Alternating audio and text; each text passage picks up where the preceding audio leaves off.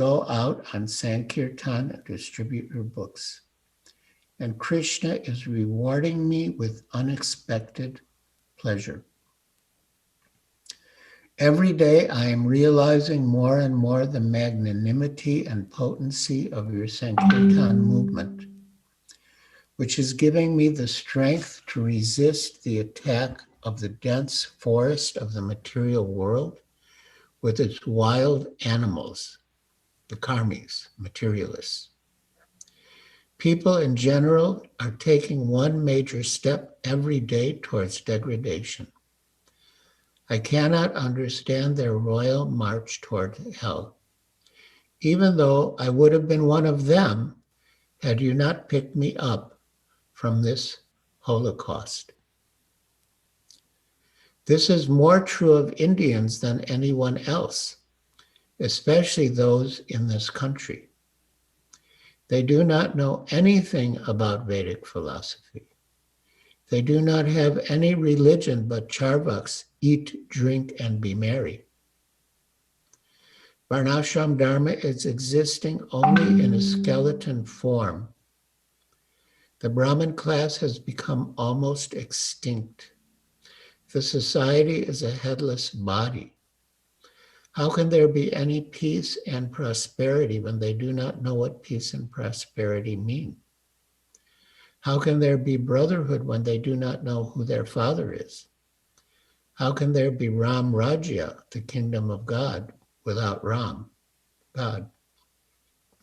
So I'll just stop reading the letter now to share some reflections.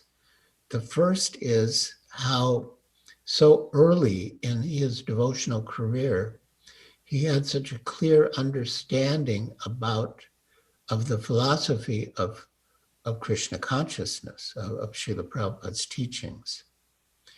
And another thing is what heart he had, how much compassion and care he had for the people of the world.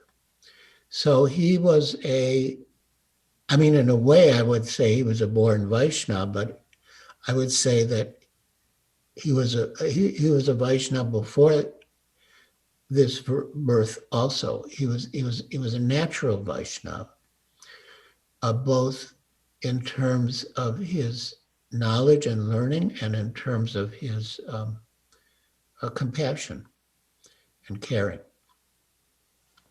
So now I'll continue with his letter to Srila Prabhupada. Beautiful and shastric, as you will see. Amidst all the hypocrisy, quarrel, chaos, and disarray, you have come forward with the nectar of Bhagavat Dharma, the function of the soul. Only very fortunate people, those who are picked up by the Supreme Lord, Sri Krishna himself, can taste this nectar as confirmed in the Gita. Bhavanam jat brahmante jnanavamam prapadyate vasudeva sarvamiti samahatma sudurlabha. After many births and deaths, he who is actually in knowledge surrenders unto me, knowing me to be the cause of all causes and all that is. Such a great soul is very rare. Gita 7:19. The Sankirtan Yajna is undoubtedly the highest of all yajnas, sacrifices, and anybody, whether a Brahmin or Sudra or even worse, pure or impure, can take part and get the highest benediction. Bhakti unto Adhokshaja, Sri Krishna. Out of causeless mercy, you have planted these seeds in our hearts and chosen us to go all over the whole world and plant the seeds of devotion in everyone's heart. Wow. Such a beautiful grasp of the philosophy of Krishna consciousness and of Srila Prabhupada's mission. Out of causeless mercy, You have planted these seeds in our hearts and chosen us to go all over the whole world and plant the seeds of devotion in everyone's heart. Only through your transcendental mercy, and this is his faith, his exclusive faith in Srila Prabhupada, only through your transcendental mercy can one approach Ajita, Krishna. Krishna has given you all powers to purify anybody. The Bhagavatam confirms this. Yat pada samshaya sutta munaya prasamanaya sadya punati prishta swardunya ponusevaya. O Sutta, those great sages who have completely taken shelter of the lotus feet of the Lord can at once sanctify those who come in touch with them, whereas the waters of the Ganges can sanctify only after prolonged use. So this is a very appropriate verse that Yashomati Nandan Prabhu, who is demonstrating his scholarship in his letter to Srila Prabhupada, that those great sages who have completely taken shelter of the lotus feet of the Lord, that's referring to Srila Prabhupada, can at once sanctify those who come in touch with them.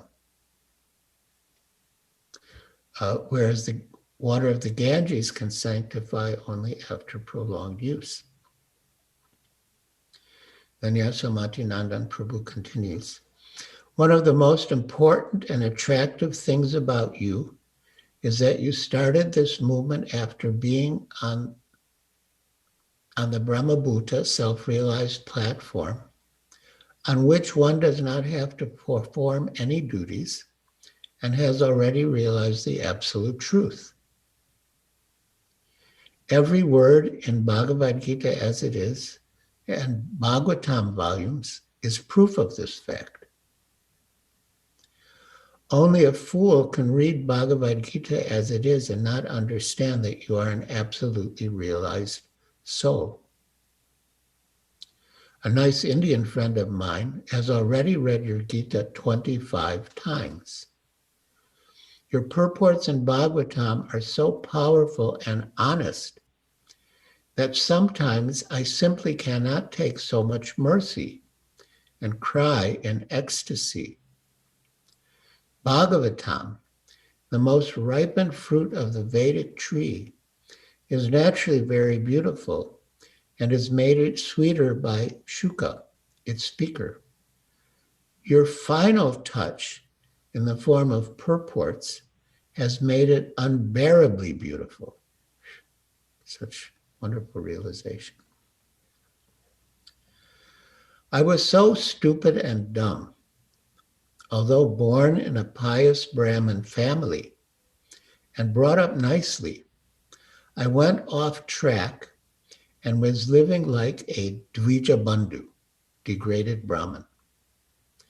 Somehow or other, Krishna gave me the intelligence to realize that your divine grace is my only hope, and I surrendered to you wholeheartedly.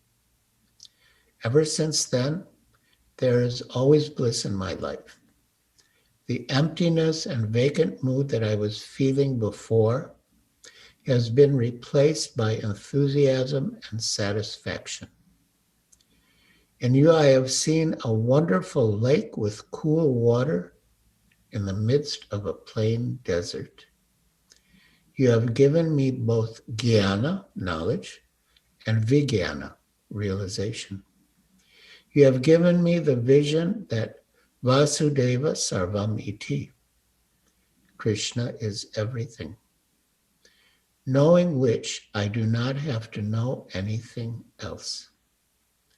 I have no qualification whatsoever, but because I have accepted you as my master and guide, and whatever I know comes from you, I am sure of success, even with all my imperfections and defects. I mean, Yashomati Nandan Prabhu had absolute faith in Srila Prabhupada. Apichet asipapebhya sarvebhya papakritama sattvam jnana plavenaiva reginam santarishyasi. Even if you are considered to be the most sinful of all sinners, when you are situated in the boat of transcendental knowledge, you will be able to cross over the ocean of miseries. Gita 4:36. My attachment for you is not at all sentimental. Until now, my definition of love was in terms of superficial material relationships with parents, family, and friends.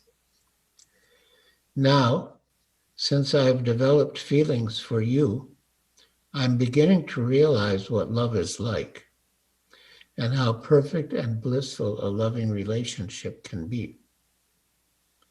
From time immemorial, I have been rotting in this hell, and of trillions and trillions of living entities.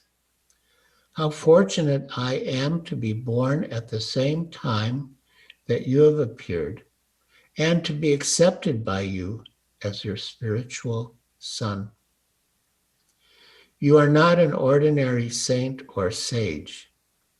You can very easily be considered as influential as Christ, Mohammed, or Shankaracharya. And yet they did not preach the complete transcendental truth or Bhagavad Dharma. Like the 12 Mahajans, you are a Mahabhagavata, fully realized devotee, who has influenced this whole age. All Vaishnavas for all time must pay you their obeisances. O Srila Prabhupada, may I lose my legs, may my hands be cut off, may I lose the sight of my eyes and my ability to speak, but may I never lose the shelter of your lotus feet. I do not know if I can develop love for Krishna in this life, but if I can develop love for you, that will be enough. Anyone who comes in contact with you directly or indirectly will be benefited. The best way one can come in contact with you is through your books.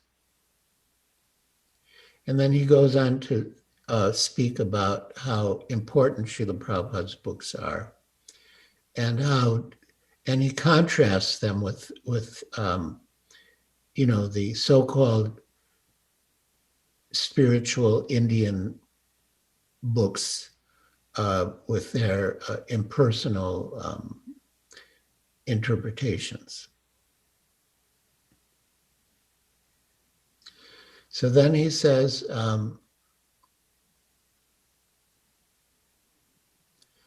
I did not expect to make this letter so long, but I do not know how to write nicely and briefly. However, if you read my broken language, then the goddess Saraswati will be pleased with me, and I will be able to write better in the future. And then he quotes, Yasya deve parabhaktir yata deve tataguro tasyaite katita yartha prakashante mahatmana. Only unto those great souls who have implicit faith in both the Lord and the spiritual master are the imports of Vedic knowledge automatically revealed. Saitasvatara Upanishad 6:23. It is true that you are present in your books, but as I read your books more and more, I feel your separation more and more, and my desire to see you becomes more and more intensified. I'm looking forward to seeing you when you visit Chicago next spring. Please again accept my prostrated obeisances. Eternally at your lotus feet, Yashomati Nandan Das, Brahmachari.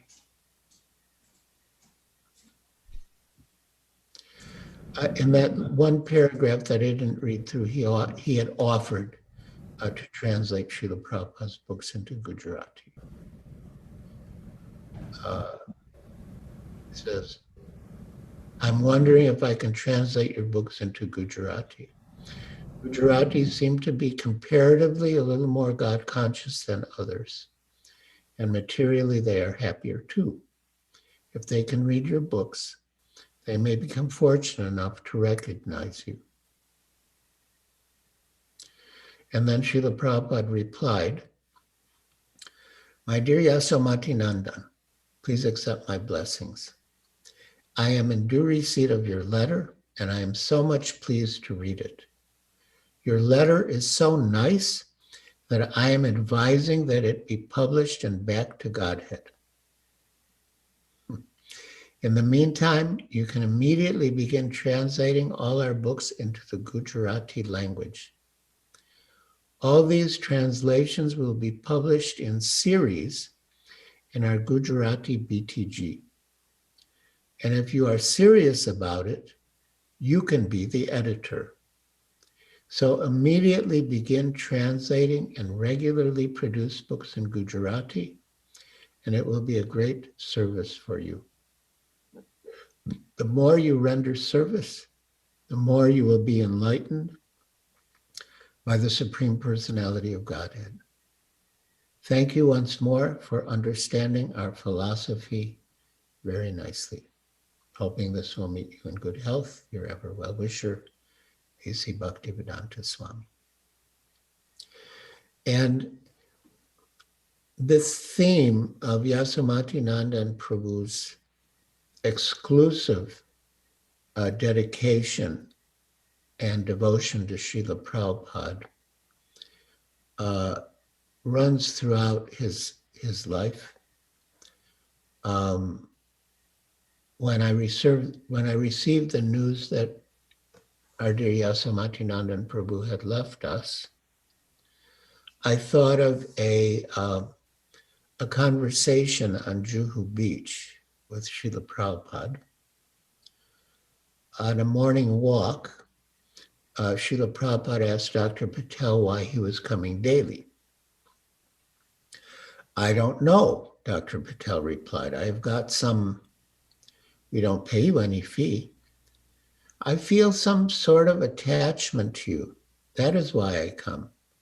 I don't understand why I'm attracted to you especially. I don't understand. I've been thinking about it. I'm very much thinking there must be some purva janma, something from the past life. I don't know. No sadhu has been able to attract me as much as you have. Not even temples have attracted me, to tell the truth. And at that point, Yashomati Nandan Prabhu chimed in, there is no sadhu except Prabhupada, which exemplified his absolute dedication and devotion to Srila Prabhupada. So, my dear Yashomati Nandan Prabhu, we miss you terribly, but we know that you're with Srila Prabhupada, and I hope, when the time comes after I do what you and Srila Prabhupada would want me to do here, I can also join you. As Srila Prabhupada said, we'll have another ISKCON in the spiritual world. And I want to serve you now in separation, assist your mission, serve those who are near and dear to you, and, await that time when we will all be together again in the ISKCON in the spiritual world. So please smile graciously on us and encourage us in our service to you and Srila Prabhupada in separation. Hare Krishna. So, I don't know how much time each speaker is allowed, but I feel that I've said something to express my appreciation for and gratitude to His Grace Yashomati Nandan Prabhu. Hare Krishna. Thank you very much, Maharaj, for your inspiration and your time with us today.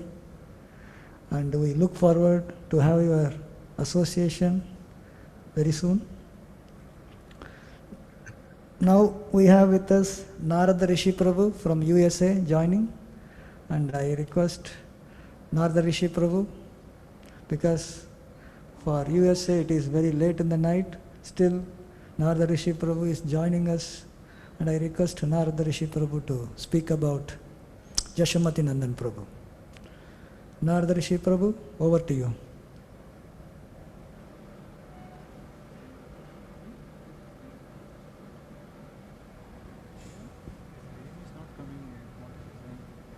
Narada Rishi Prabhu, are you there? Can you unmute and say a few words?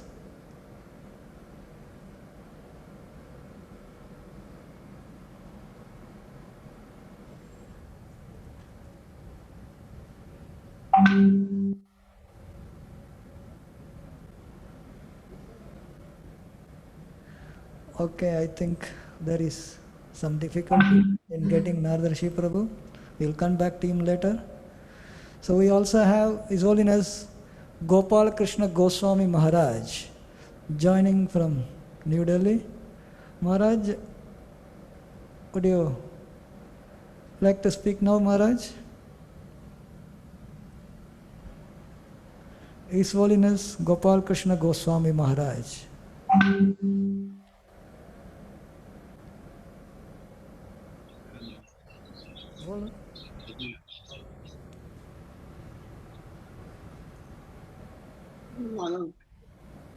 I just came. Can you give me?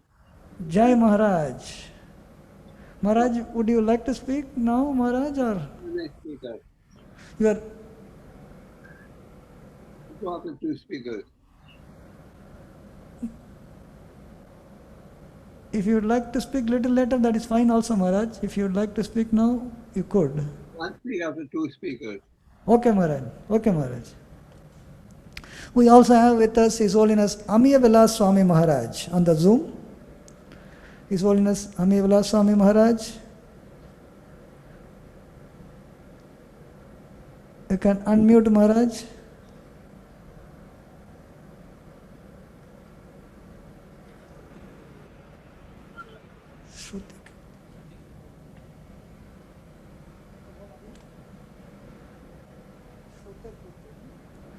Okay, so we will come back to him later. We also with us Shruta Kirti Prabhu. Shruta Kirti Prabhu.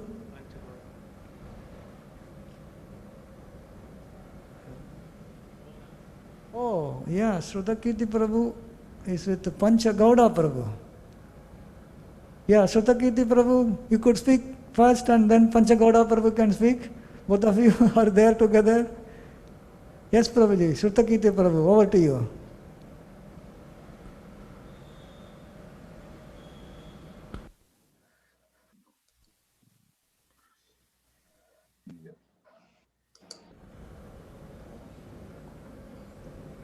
Hare Krishna.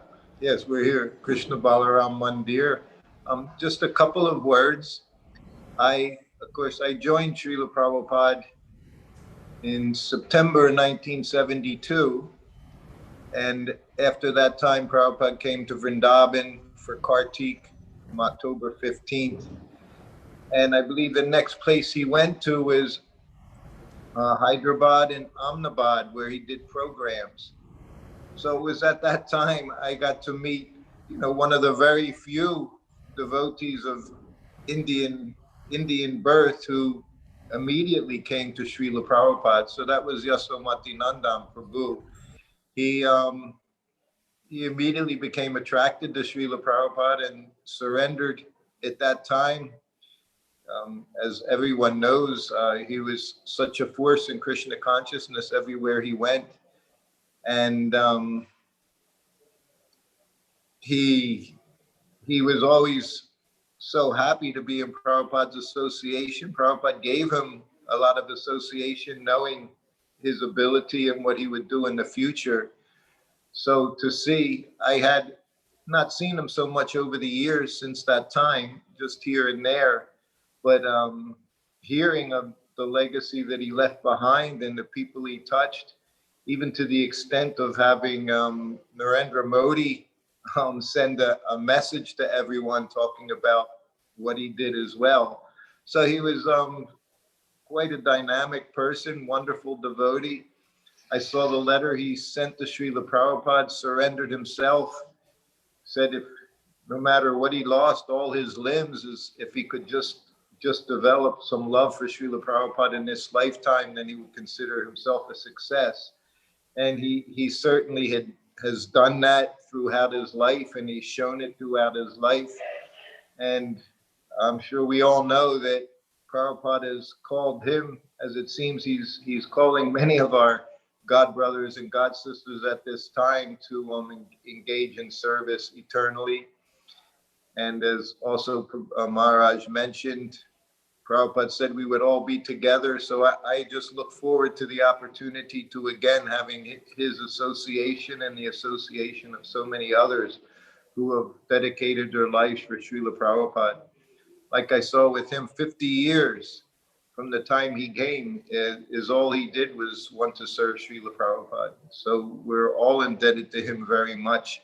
And it's another great loss for us within ISKCON. But I'm sure he's very happily situated again at Srila Prabhupada's lotus feet. So I'm happy to be able to have just a few minutes here with everyone. And Giriraj Maharaj, it's very nice to see you on the other side, literally halfway around the world, 12 hours away. I'd like to offer my respects to you at this time. Hare Krishna.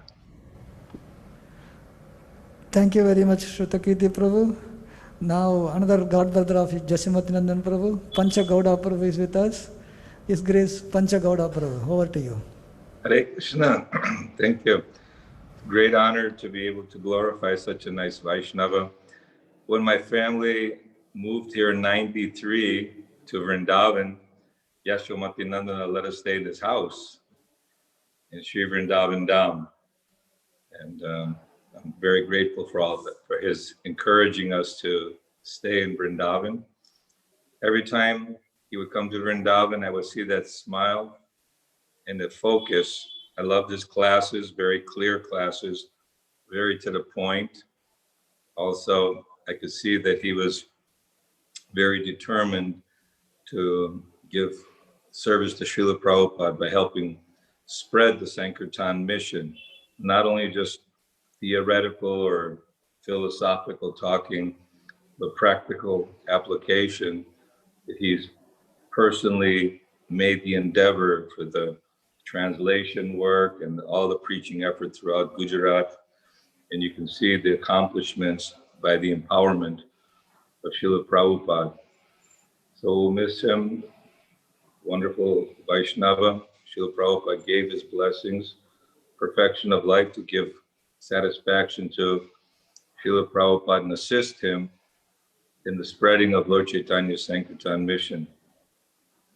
So we've seen also at the last Kumbh Mela, I was just amazed how, even though struggling with his physical body and the various health issues, he came for the Mongol Artik for Shishi Gaur Nitai Gaurasunda, and he was participating wherever he would go, even in meetings, practically speaking. The energy was not there, but you could see his enthusiasm and drive for Prabhupada's mission. His dedication is very praiseworthy, and we're all going to miss him, but at the same time, we're inspired by having his association. Yashomati Nandana ki jai. Hare Krishna. Jai. Thank you very much, Pancha Gauda Prabhu. Now I request His Grace Devaki Nandan Prabhu, who had lot of association with Yashomati Nandan Prabhu, to speak about Yashomati Nandan Prabhu.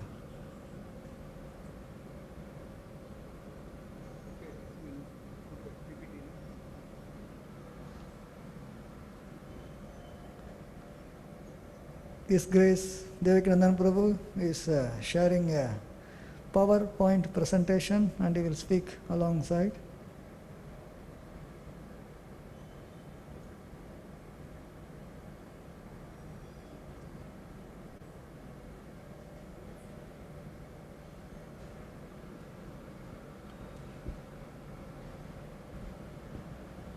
I can.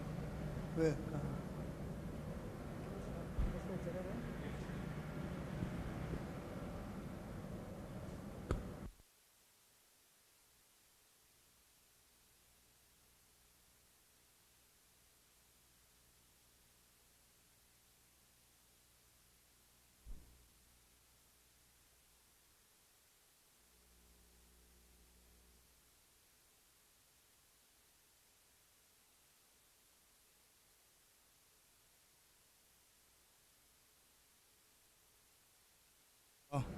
तद्भक्ताय नमो नमः। वाञ्छाकल्पतरुभ्यश्च कृपा सिन्धुभ्यो च पतितानां पावनेभ्यो वैष्णवेभ्यो नमः। With heavy heart and sadness, missing Bappa, I will try to say something in his glorification. So unfortunately, India has lost, after Prabhupada, we lost 4 of our leaders. Earlier, His Holiness Sri Swami left us. Then Bhakti Sarup Damodar Maharaj left us. Then in less than 6 months' time, His Holiness Bhakti Charu Swami left us, and now our dear His Grace Yashomati Nandan Prabhu left us. So it's a great loss, but Srila Prabhupada is the supreme manager of ISKCON, so he knows whom he wants where. Like Yashomati Nandan Prabhu joined in America, Prabhupada brought him to India. He was in Bombay, but Prabhupada wanted him to go to Gujarat. So that was Prabhupada's desire. So same way, now Prabhupada wanted him to go some other place to preach. My association with Yashomati Nandan Prabhu goes back. It was 1980, His Holiness Gopal Krishna Maharaj sent me to Ahmedabad for that year Janmashtami. Temple was in Ashram Road on the bank of Sabarmati river. A small apartment, 2 to 3 rooms were there, and temple hall. So Yashomati Nandan Prabhu came and he gave lecture on this verse, Janma Karma Chame Divyam. Very nice. And first time when I heard his lecture, I was just moved that how Shastrik he gave. And as Giriraj Swami Maharaj was mentioning that he read Krishna book Janmashtami time, it's true enough. That time he asked us to read Krishna book. So thereafter, of course, I have high regard and respect for him. So whenever he came to Bombay, we were very cordial. He was very kind to me and arranged his classes, served him. So time passed. Then we always had competition between Gujarat and Bombay, especially in book distribution marathon. Whoever is loser, they had to give party. I remember once we lost and we gave party in Karjat. We had a farm in Karjat those days. So party means chanting, dancing, wrestling, swimming and feasting. One time they lost and we had party in Surat. Krishna Murari Prabhu was there, Bhagwan Prabhu, and we had wonderful program. Time passed. It was, I think, 1984 or 85. Bhima Prabhu became, I think, 84. Bhima Prabhu became president, I became vice president. So Bhima Prabhu and Yashomati Nandan Prabhu, they are very great friends from long time. So whenever Yashomati Nandan Prabhu comes, I always saw Bhima Prabhu and Yashomati Nandan Prabhu fighting. Means argument. And what was argument about, fight about? Stealing. Stealing the books and stealing the devotees. So can you show the PPT? So we had, those days, we had 4 or 5 buses. Nathji Prabhu is no more with us, but he said every year he will give 1 bus.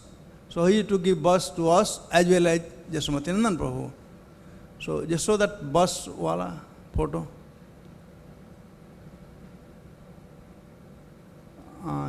Okay, you want to go one by one? I just show the bus wala because I am talking about bus wala. Go. No, yes. No. Yes. So see this Jagannath bus. We sold, of course, the bus. Jagannath is also no more. He's buried now. So this is one of our Sankirtan bus. All the boys, they came. See, Jai Dhwaj Maharaj and me and Yashomati Nandan Prabhu, Sri Swami was there. So always Naikatma Prabhu is there. There are not many. Jagadanand Pandit is there who passed away. Anutama, you were there? Somewhere. Not many devotees are here. So anyway, so always we used to have, Yashomati Nandan Prabhu used to come to Juhu. He was very miser, expending money. He will only expend for ISKCON or Prabhupada service, not even for himself or his family or anyone. He was very, careful in spending money. But whenever he came to Bombay, he will somehow or other, he will talk to some new bhaktas and he will give some money to them. He will not give money to anybody, not even the children, but to new bhakta he will give. And you know why he was giving that money? So that they can go to Gujarat. And after a few days, we find there no new bhakta. So Bhima Prabhu and them, they always had this kind of quarrel. So after Yashomati Nandan Prabhu was exposed, then he brought other agent. His name was Jai Jagdish. So he also used to come and do same thing. And I had a big fight. So once, Yashomati Nandan Prabhu came and he was talking to me. And he said, what is your problem? You have so many devotees in Juhu. We had 200 devotees. Somebody comes to Gujarat, what is your problem? And in talk, I also started arguing with him. So he said, you babuchak.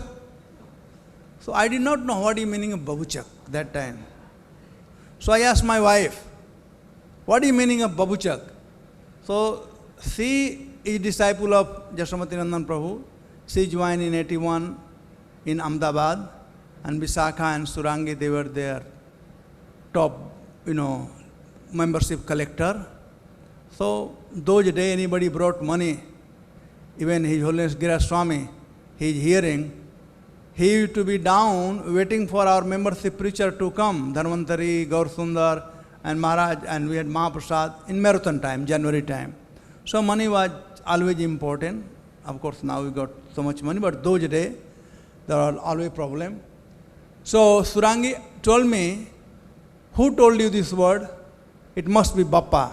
So that time also I heard first time the name Bappa. So with love they call him Bappa. I said yes. Then I asked, what is the meaning of Babuchak? She said, fool. So I came to know the meaning of Babuchak, means you fool.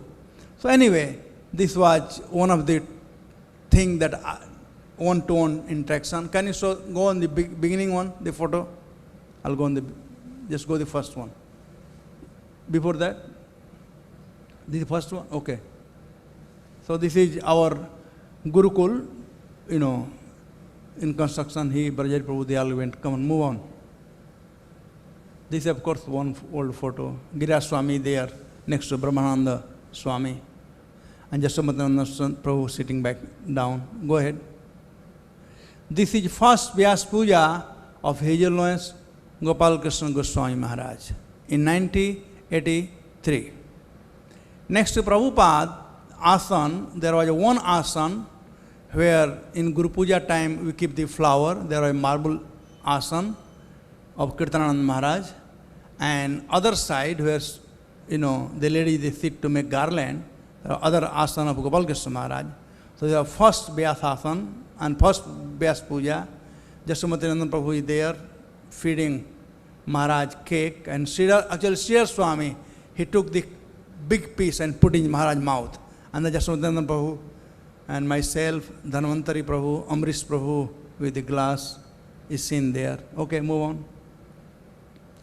This is one of the meeting we had in Ahmedabad. So we went for the meeting. That time, I think in this meeting we had Hare Krishna Food for Life Midday Meal Foundation started that time. That is a photo. So Yashomati Nandan Prabhu is very welcoming. He will not expend any money anywhere else, but to serving Vaishnava, he will expend any money. So this was one of the meeting. He welcomed all the Vaishnava. We came for IISC and Bureau meeting. Next.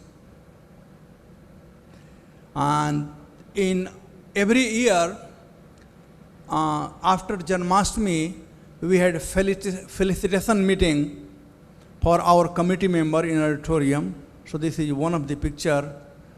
The four sannyasi here, Bhakticharu Maharaj, Gopal Krishna Maharaj, Narmada Maharaj, Vedvyas Maharaj, and Yashomati Nandan Prabhu and Bhima Prabhu, they are sitting behind Vyas Maharaj. So this is one picture of that, some memory. Go on.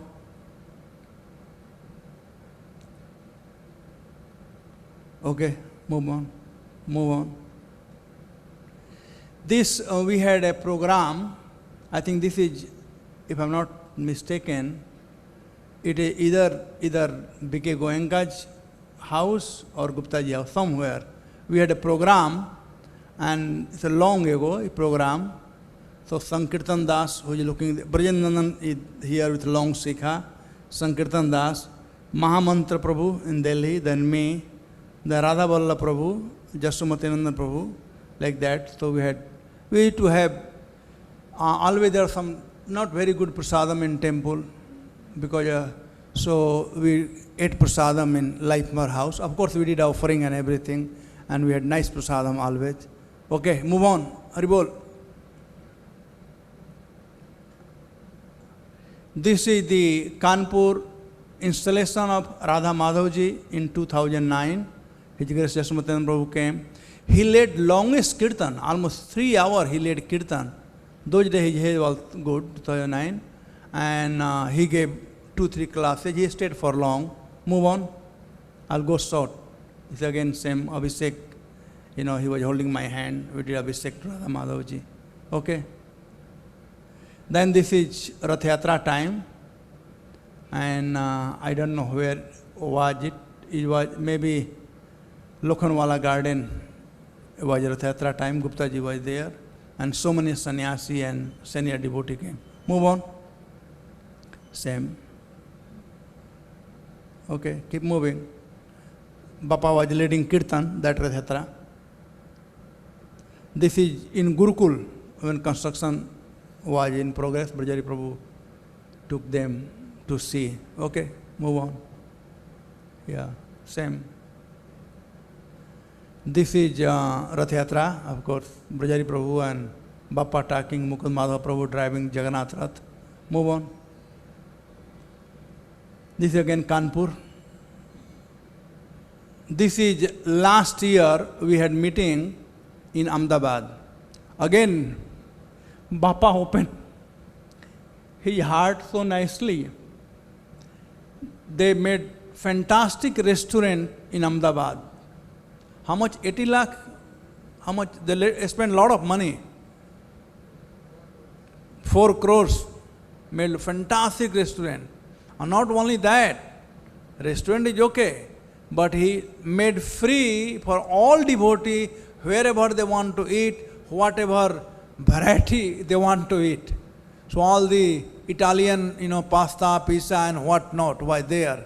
So, that time IISC, ICC, Bureau, all the meeting were there. Was hosted last year by Yashomati Nandan Prabhu. Aage, move on. Okay. Move on. Yes. So there are some of the things I wanted to show. Then later on, I will take only 2 more minutes. Yashomati Nandan Prabhu was very, very kind to the devotees. He was also tough, but same time he was very kind. He was always taking side of any devotee who had done some mistake and they were asked to leave the temple or they were in trouble. So once I asked to him that why are you taking side of those devotees who have done the mistake? He said it is very easy to throw somebody out, but it is very difficult to make a devotee. And he said, hate sin, not the sinner. Our job is to purify. Chaitanya Mahaprabhu came to purify everybody. So, you purify, you give them shelter. And he said, if you don't like them, you send them to Gujarat.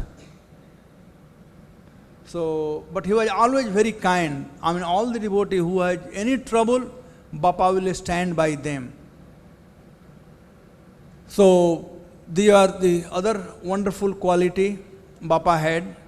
He was very dear to one and all, whether politician or bureaucrat or general public or devotee. I remember one year, Bhakti Vigyan Maharaj, myself and Yashomati Nandan Prabhu, we went to meet Narendra Modi. Narendra Modi was the Chief Minister of Gujarat. And as soon as he heard that we had our appointment fixed, when we went there, everybody was checked thoroughly, but we didn't got much checked because Bapa was well known. And we went, so there were 2 rooms. One room was for general people to sit and wait, but his secretary took us in different room, which was only 3 of us were there, and we were talking, and then, water was brought, some fruit was brought. So Bapa was telling that how Narendra Modi, when he was Pracharak of RSS, he used to come to Ahmedabad temple and take prasadam and stay with Bapa for hours together and talk about, the RSS and ISKCON activities. So Bapa said, I have preached to him a lot, but he is a strong follower of Vivekananda. So that Bapa told this thing when we were waiting for Narendra Modi. And when we went to meet Narendra Modi, it didn't took much time, 5 to 7 minutes. He stood up, Narendra Modi, Chief Minister, he stood up, huge office like this. He stood up and literally came and touched the feet of Bapa. And he also remembered. So we are talking about Moscow, because Narendra Modi had promised Bhakti Vigyan Maharaj that he will help, in Moscow. So Bapa, such a great personality, I cannot imagine. He started giving introduction because I was the only one who was new. Bapa was known by Narendra Modi, Bhakti Vigyan Maharaj also he had made.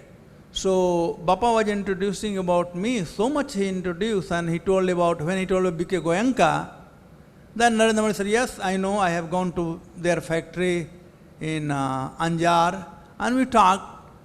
And Bapa said, we need your help to build.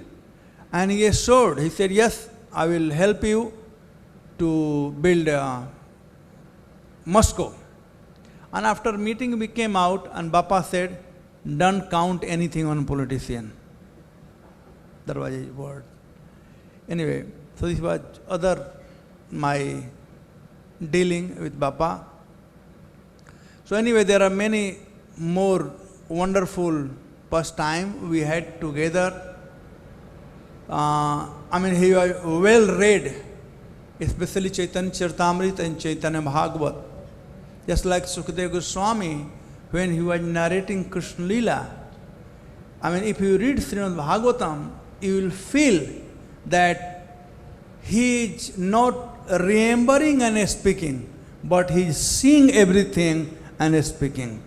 Same way, whenever Yashomati Nandan Prabhu spoke Chaitanya Lila, if you close your eyes, and even today if you hear his lecture, I will request Scan Desirity and Hare Krishna TV, if they have Bapa's lecture, they should play few days that lecture so devotee can get benefit. If you hear his lecture, you will feel like that he is watching everything and talking. You get observed and emotion will change. So that was the power in his speech. Of course, single-handedly he preached in Gujarat, opened several temples, got so many property, and he was very, very dear to His Holiness Gopal Krishna Goswami Maharaj. Gopal Krishna Goswami Maharaj has firm faith in Yashomati Nandan Prabhu. Maharaj told many times that Gujarat I do not have to worry, Jasho is there. And of course, he had no rival in Gujarat. He was king of Gujarat, and he didn't enjoy the luxury, but he gave his life for preaching in Gujarat. So Bappa, we will miss you and will try to follow your footsteps of preaching the teaching of Lord Chaitanya and Srila Prabhupada moment ISKCON. Hare Krishna. Srila Prabhupada ki jai. His Grace Yashomati Nandan Prabhu ki jai. I have a lot to say, but I know time passing, many devotees are there, so I'll cut it off. And his letters were the powerful letter. You know, when once devotee, Brajari Prabhu maybe can tell more detail on this. I will leave this one for him because we were part of that letter. Once Bappa was 60-year-old and he wanted to get married again because Radhakund Mataji and he had some problem. So he wanted to marry. But we went in Baroda and we had, I think there was a meeting in Baroda and we all were there, Dayaram Prabhu, Bhima Prabhu, Vasu Ghosh Prabhu, Bajai Prabhu, myself, Revtiriman Prabhu, and we begged him not to do that. Please don't marry. So he was not out of lust, but he felt that no, he wants a partner. And after we begged him, he accepted our request and he didn't get married. So he took, the advice from others also. So there are many more confidential dealing, which, this was one of them, I don't want to tell, but I just thought I should tell that how he was sense control also. And he saw Prabhupada and moment first, then him. His Grace Yashomati Nandan Prabhu ki jai, Srila Prabhupada ki jai. Thank you very much, Devaki Nandan Prabhu. Now we have with us His Holiness Gopal Krishna Goswami Maharaj joining on the Zoom.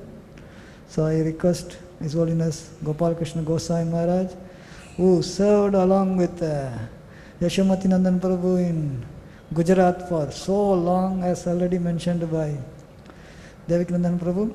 I request His Holiness Gopal Krishna Goswami Maharaj to speak.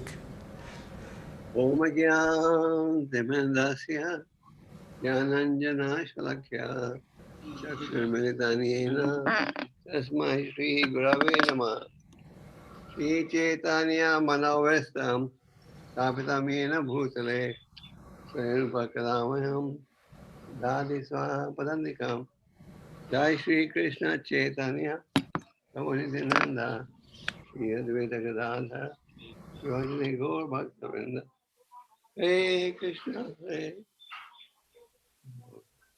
Hare Krishna. So we are assembled here to offer our Dhanabad to our beloved godbrother, Yashomati Nandan Prabhu, who passed away a few days ago. My relationship with Yashomati Nana dates back to 1975.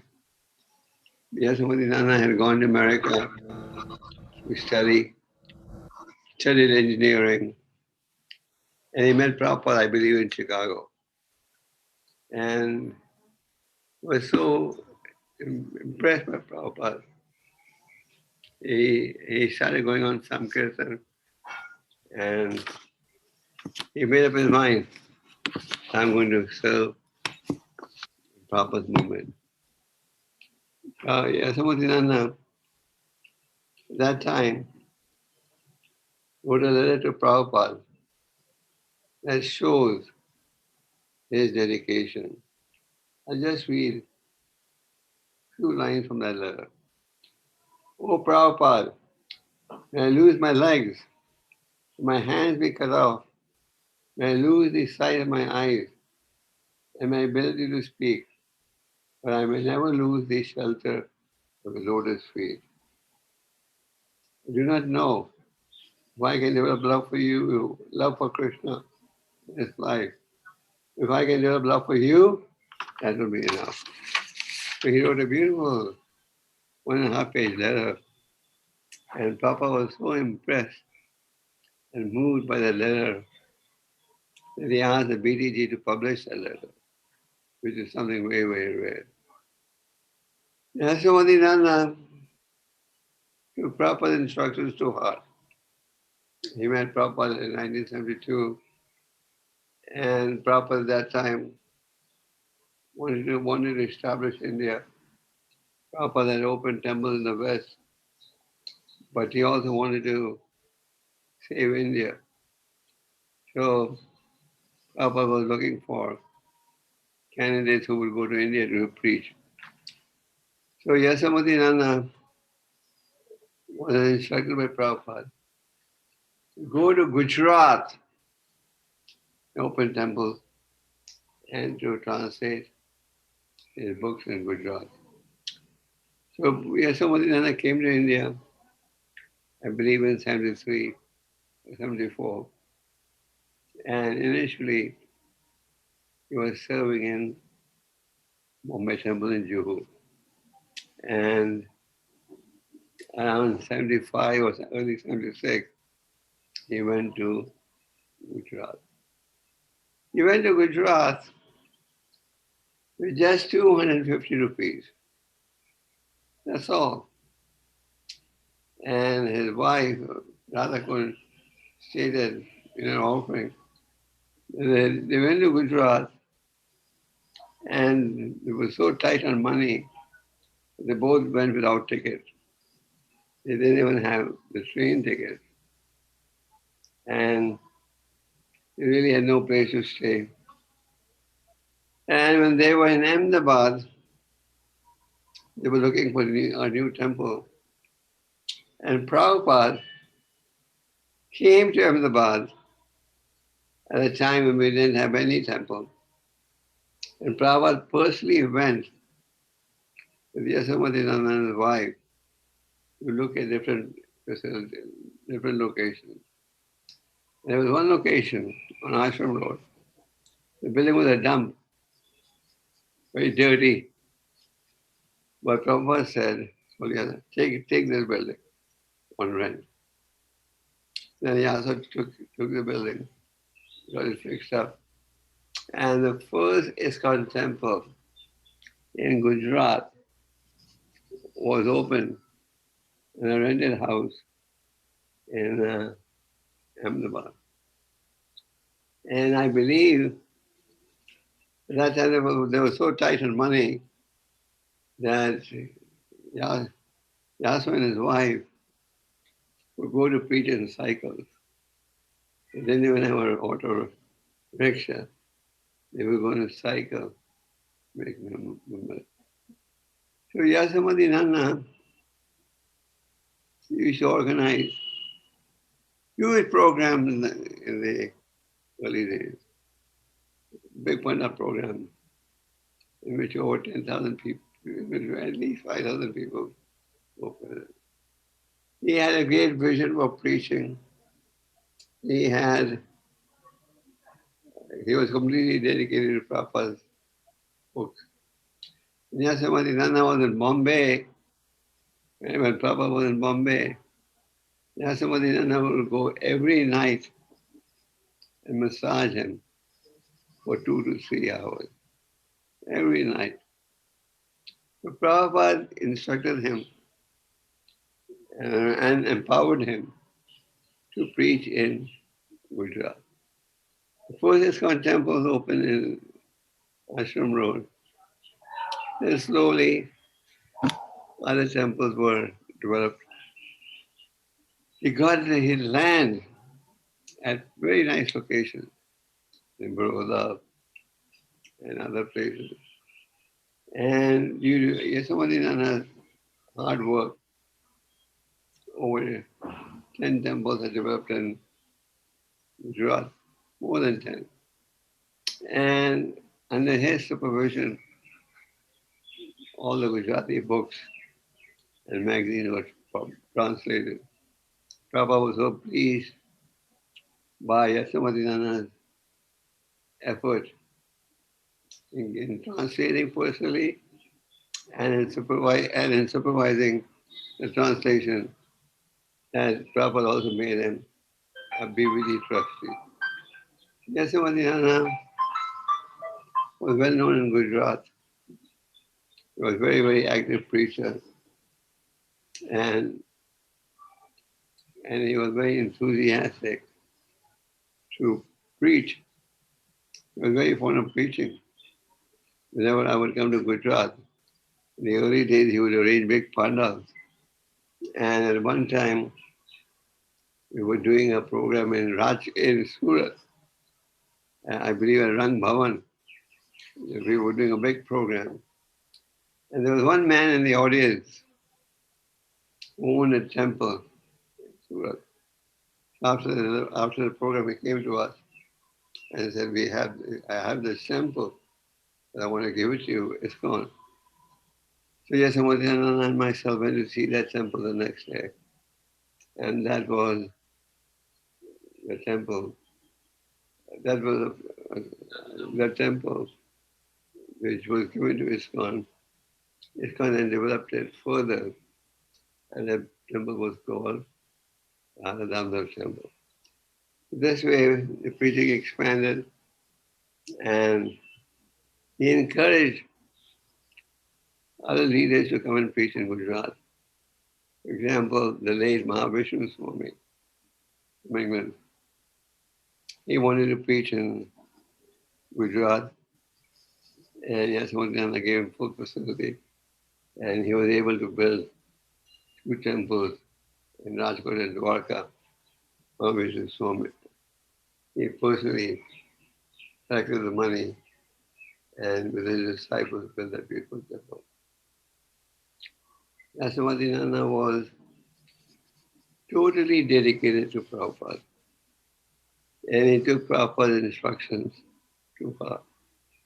And Yashomati Nandan was very tight in managing money. He would not spend a penny on himself, and he would not let others waste a penny. And because of his strict monitoring of finances, some temples like Ahmedabad and Surat are financially very well placed. In fact, Yashomati Nandan had become like a small banker. Temples would regularly approach him for loans, and then he would give the loan plus charge in bank interest. Prabhupada also did that. He was a very tight financial manager. A few years ago, Yashomati Nandan's health started declining. He had numerous health issues, And then he also had heart trouble. I was there when he went for the heart surgery. And he got affected by this virus 2 weeks ago. He was very popular in ISKCON, Yashomati Nandan. He was well respected at ISKCON. He traveled to many parts of the world. And wherever he went, he preached. As you may have heard, he was very scholarly. He knew hundreds of verses. He told me he learned all this when he was young. He came from a Brahminical family, Jewish family, and he studied the scriptures when he was young. And even when he went to America, after he met Prabhupada, he just started preaching. He was very scholarly, and Yashomati Nandan had become a member of the Indian Bureau, with a BBD trustee, and he was respected by all the Indian leaders too.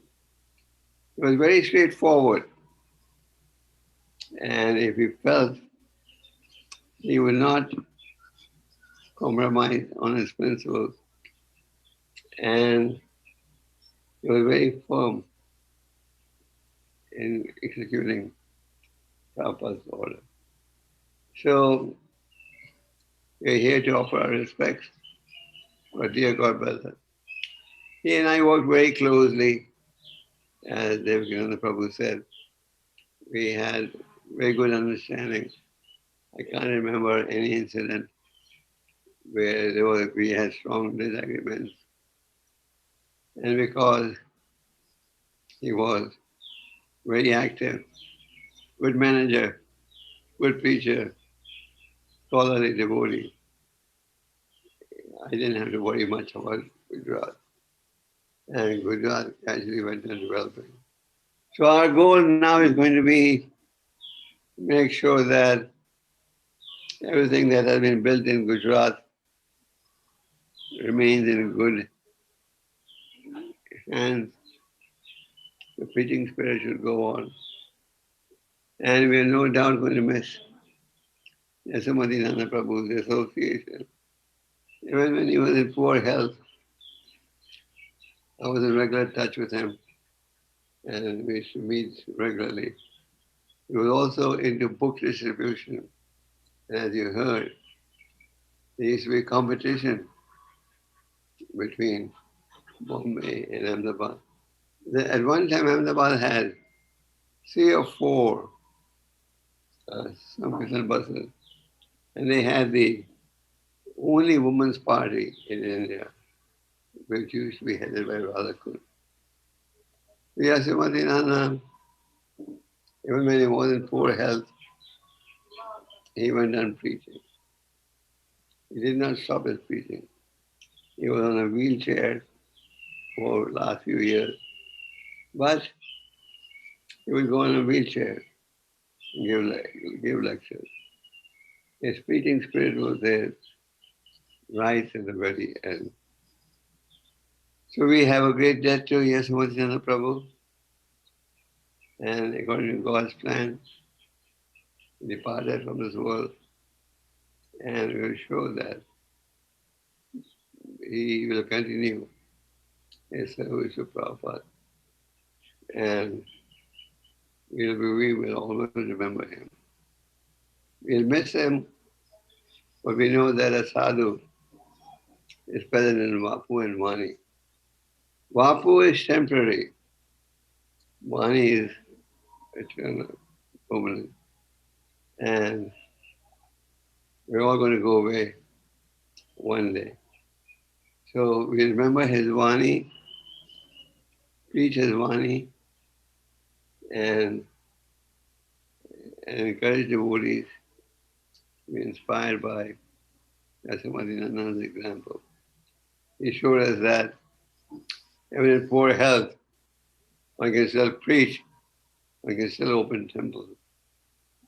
And Prabhupada had blessed him, Prabhupada empowered him, and he remained completely loyal to Prabhupada. The GBC executive body put a nice offering to Prabhupada, put a nice offering acknowledging Yashomati Nandan's contribution. If you don't mind, I'll read this very fast. Dear devotees, please have humble obeisances all good to Prabhupada. It is with deep sadness that we offer our respects and condolences to His Grace Yashomati Nandan Prabhu's family, friends, and to all those who benefited from his association and leadership in Krishna consciousness. Yashomati Nandan was one of the rare souls who, despite having every material opulence, both in a Brahminical family, great intelligence, youth, material comfort, etc., eagerly surrendered it all to the service of his spiritual master, Divine Grace Yashomati Nandan Prabhupada, and indeed the service of humanity at large. So they've written a very nice letter acknowledging Yashomati Nandan's dedication to Prabhupada and to our movement. And we can all take inspiration from Yashomati Nandan Prabhu's dedication to Srila Prabhupada. Yashomati Nandan Prabhu ki. I must say I was very happy to see Devaki Nanda's presentation of photographs. I've never seen those photographs. And Devaki Nanda has, I didn't know that he was storing photographs. They were very nice pictures from the early days. Your first Vyas Puja. We fed him cake. Thank you very much, Maharaj. We are very, very thankful to His Holiness Gopal Krishna Goswami Maharaj to joining us in glorifying Yashomati Nandan Prabhu. Now we have with us another god brother of Yashomati Nandan Prabhu, His Holiness Bhakti Vikas Swami Maharaj. Bhakti Vikas Swami Maharaj, for decades he preaches in Gujarat and he has lot of association with His Grace Yashomati Nandan Prabhu. Now I request His Holiness Bhakti Vikas Swami Maharaj to speak. Maharaj is joining with us in spite of his health issues. Still, because of his long-standing association, Maharaj will be speaking about Yashomati Nandan Prabhu now. So I request Bhakti Vikas Maharaj to speak. Over to you, Maharaj.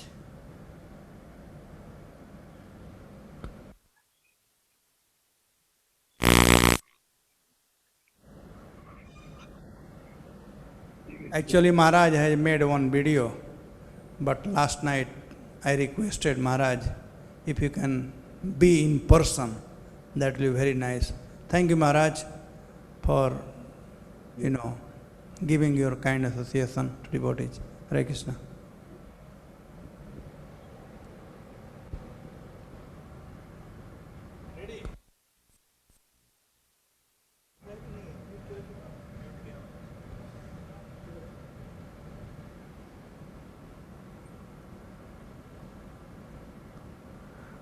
Is there? Maharaj, we are not able to hear you, Maharaj.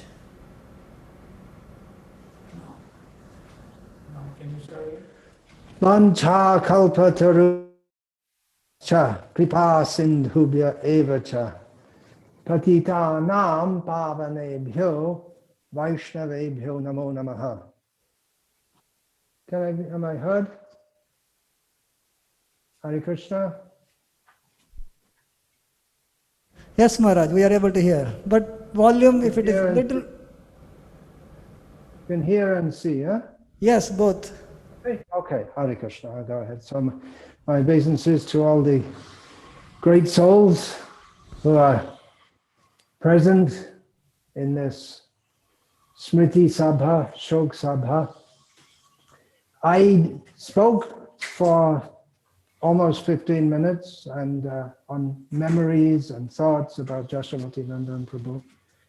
And I won't repeat that now. I'm going to speak something which is not really part of the Smriti Sabha, but it is relevant to all of those who are participating here, to our ISKCON society, is that Bhakti Charu Swami Maharaj passed away. Great loss. Yashomati Nandan Prabhu passed away. Great loss. And Jatasya hi dhruva mrityuhu, we all know very well. So many of the senior leaders of ISKCON, we can expect by the laws of nature, the laws of God, to pass away soon.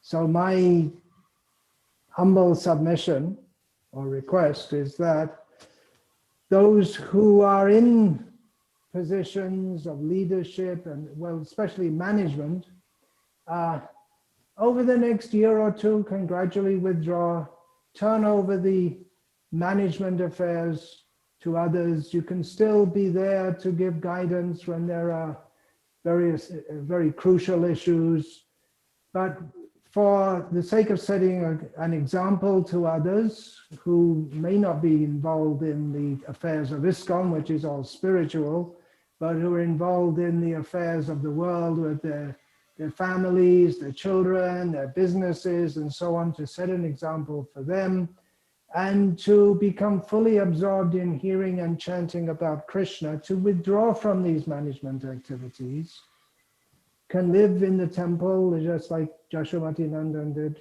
in Ahmedabad or in Vrindavan or Mayapur, and just become absorbed in hearing and chanting about Krishna, and in this way set a good example for others, especially those who have disciples, instead of being involved up to the last moment in all the intricacies of management and so many legalities and technicalities.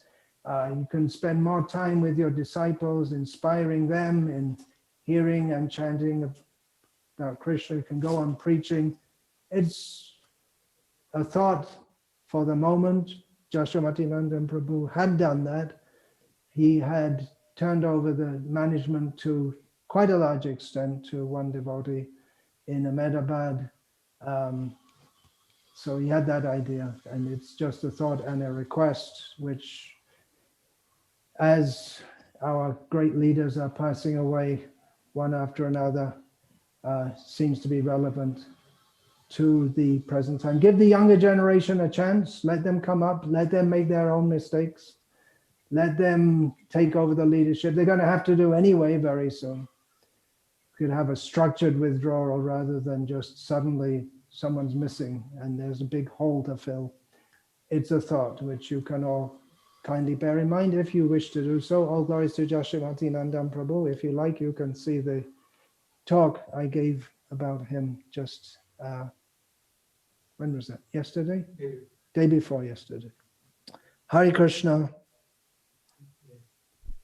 Are you going to play it now? Oh, okay. It's going to come on the screen now.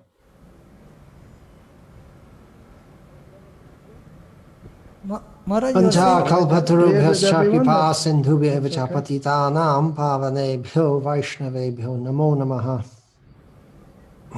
thank you very much, Maharaj. For Maharaj had some Yesterday, health issues. In spite of that, Yashomati Nandana Prabhu. You're going to play this now?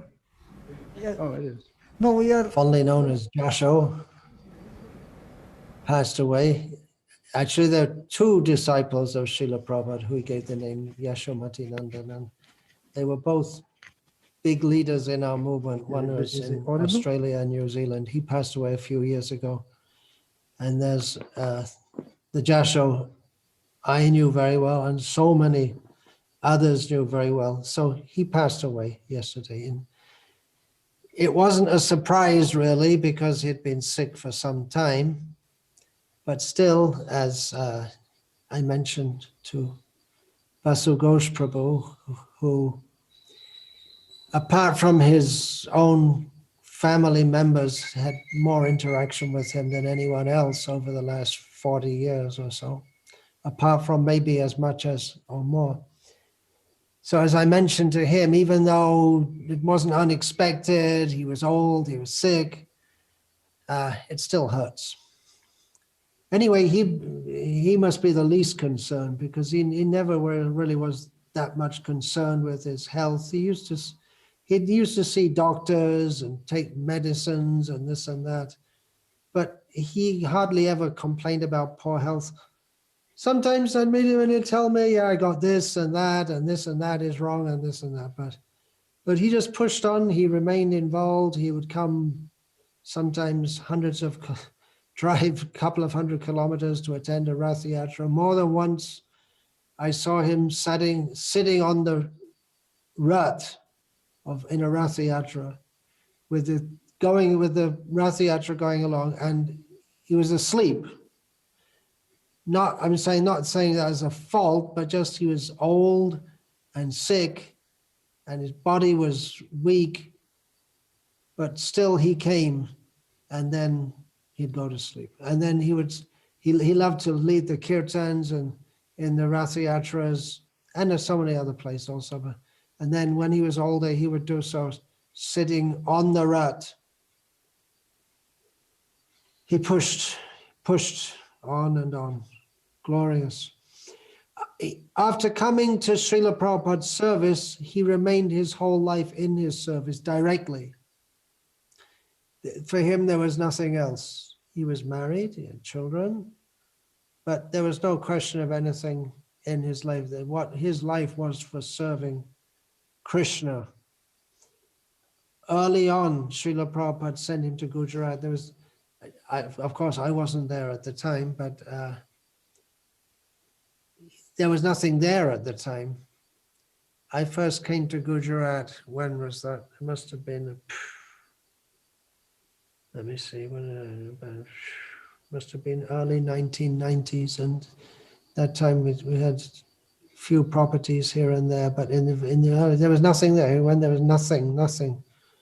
And no one knew about our movement. But he went to Gujarat, and that was Prabhupada's order to him, and he stuck with it through his life, and things developed wonderfully. He must have been the longest serving temple president in ISKCON by far until yesterday. His wife also, they were a team. They were both fully into it. They were both fully into preaching, spreading Krishna consciousness, distributing books. Among his very visible contributions are that superb temple in Ahmedabad, bigger than the Radha Rasbihari temple in Juhu in Bombay, and very, very beautiful Radha Govinda deities who you'll see on pictures and photos, not only in Gujarat, but throughout the world. Very, very beautiful deities. Many centers he established, so many devotees came. During his tenure there, in my humble opinion, his most important contribution was getting all the books translated into Gujarati. The Bhagavad, first of all, he had Chaitanya Charitamrita. Later, it was done quite quickly. It had to be revised later. Then, at one point, he just got into doing the Bhagavatam, and he really put. He had Madhusudan Pathak, I believe, was a Vallabh Sampradaya devotee who translated the books, and then Yashomati Nandan himself oversaw, checked, and Jagadish Prabhu, of course, was there also. And I'm very confident when I give Srila Prabhupada's books in Gujarati to people that they're going to get the message as Prabhupada gave it, which I'm not in some other Indian languages. There's some serious problems even after so many years in other Indian languages, but I feel very confident giving them Srila Prabhupada's books in Gujarati and Bengali also, which Bhakticharya Swami mostly, and others, they did that. I first came to Gujarat about 28 years ago. I was quite new as a sannyasi at that time. And Yashomati Nandan and Basu Ghosh Prabhu, they welcomed me, very cordially welcomed me and continued to welcome me over the years. They were very happy to have me there. There wasn't a whole lot going on. There were struggling days still, although things had developed a lot since when Yashomati Nandan Prabhu and his wife had first gone there. There was a lot of struggle. The movement wasn't, nowadays you can't imagine the movement so developed, but in those days it was pretty low key. So they're happy, they're very happy that I came. They welcomed me, and other places I'd been, I wasn't so welcome as there. And we shared many good times together. If I thought more, I could say so many things. But I remember especially the first time I went to Dwarka. I think it was, I'm not sure, maybe the second time I went to Nathdwara with him. We often, remember his driver, Joshi, his driver, I hope he's being looked after. He's probably retired by now anyway. His long-standing driver would drive him here and there. We often took prasad together. He was a great lover of prasadam. He liked to take, he's Gujarati after all. He liked to take nice prasad. He often used to try to get me to take so many nice foods, but I'm in a different bhav in that respect. So he was always surprised that I wouldn't take so many nice, I mean, I didn't eat with the same kind of gusto that he did. He respected me as a sannyasi, and I respected him as the boss. Basu Ghosh always used to, others also used to call him Jash Bosh. He is very strong-minded, could be very tough, fiercely, I've deliberately used that word, fiercely attached to Srila Prabhupada and to the teachings that Srila Prabhupada gave. He was fully convinced that what Srila Prabhupada gave was correct, not just out of a sentiment that this is my guru and what he says must be correct, but a very clear understanding of the teachings that Srila Prabhupada gave and why they made sense, and that we have to accept Shastra. Philosophically very sharp, very fixed in Shastra, very learned in Shastra. His talks, also so many shlokas. He would learn shlokas just like that. Sometimes I would recite, he knew so many more shlokas than I did. Sometimes I would recite, sometimes I would say a verse, he said, what's that verse? And I'd tell him, and then he'd look it up and he'd learn it just like that. Then he'd be reciting it also. So philosophically very sharp. If someone said something wrong, he'd immediately, boom, find the fault in the logic and point it out. Very clear thinking in that way. His lectures are superb, philosophical, with shlokas, and a lot of feeling in English or Hindi or Gujarati. He had a special love for Chaitanya Bhagavat. He often used to, especially for days and days and days in Ahmedabad before the Gaur Purnima, he'd be reading. He used to read from that Shamlal Hakim's version in Hindi. Kirtan, preaching, all these things. They were his life. He loved to take devotees out on Harinam and book distribution. Sunday mornings in Ahmedabad means everyone's out in that early 1990s. Yeah, it would just be it wouldn't be so many devotees, be a handful of devotees where we go out for several hours and distribute books and do Harinam, even though there might just be 4 or 5 of us on Harinam. Of course, his wife was also very much was and is very much into book distribution. Some years ago, he told me that an astrologer had told him that he would pass away surrounded by many loved ones chanting the holy names. Well, it didn't exactly work out like that, did it? There were devotees with him, devotee doctors. It seems they were there.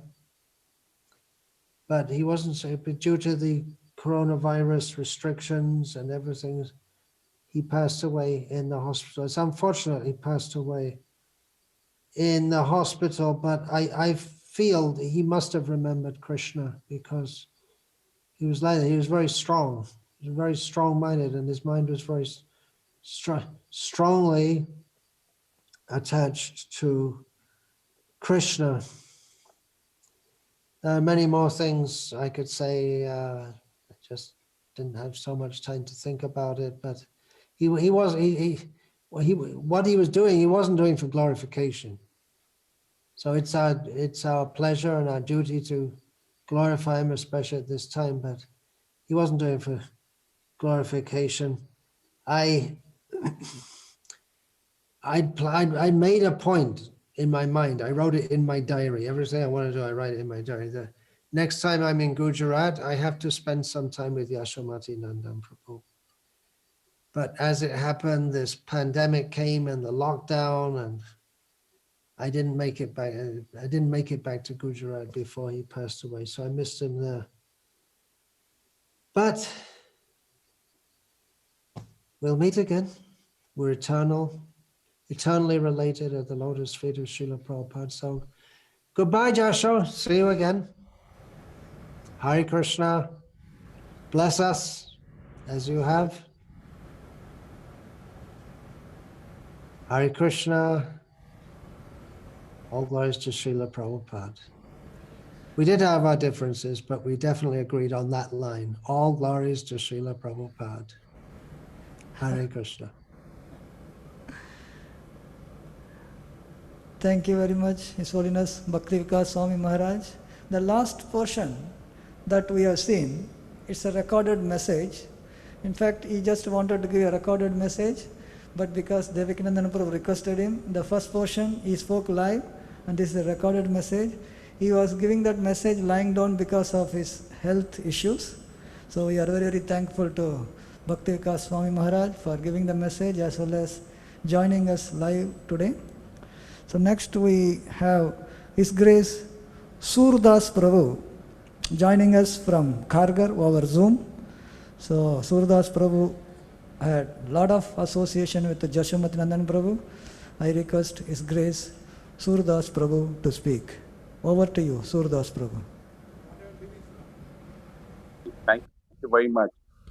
Hare Krishna. Om Bhagyanatimirandasya Jnananjana Shalakaya Chakshun Imlitam Yena Tasmai Shri Guruve Namah. Namam Vishnu Padaya Krishna Prishtaya Bhutale Srimate Bhakti Vedanta Swami Tinam. Namaste Saraswati Deve Gauravani Pracharane Nirvishesha Shunyavadi Paschati Deshikarane. Hare Krishna, Krishna Krishna, Hare Hare, Hare Ram, Ram Ram, Hare Hare. I would like to thank all the leaders who have been glorifying His Grace Yashomati Nandan Prabhu.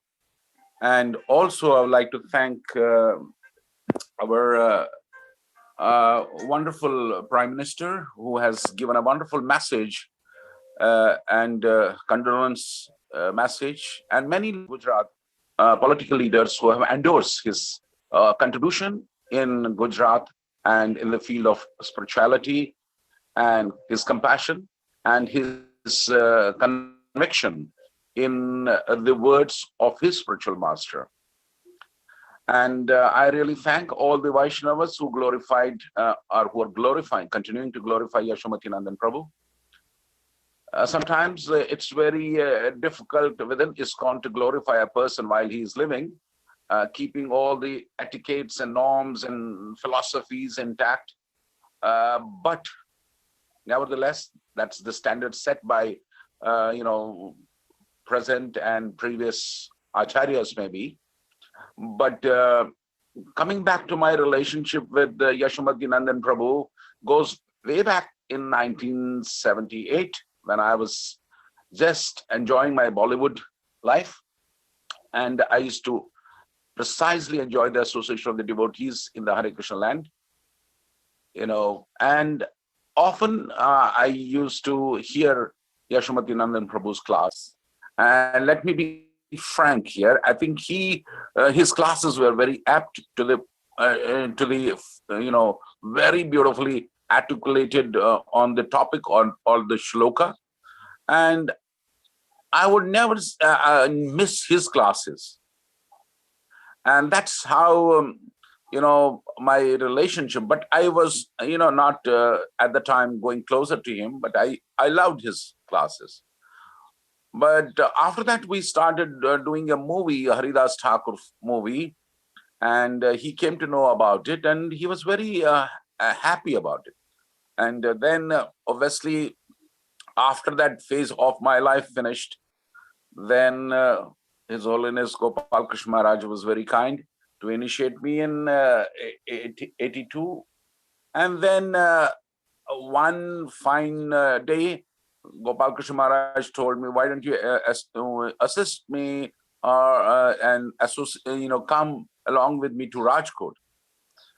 So first time when I went along with Maharaj, so we went to Rajkot, and Yashomati Nandan Prabhu and many devotees were there to receive His Holiness Gopal Krishna Goswami Maharaj, and I was just casually standing there, and maybe I forgot to offer my obeisances to Yashomati Nandan Prabhu.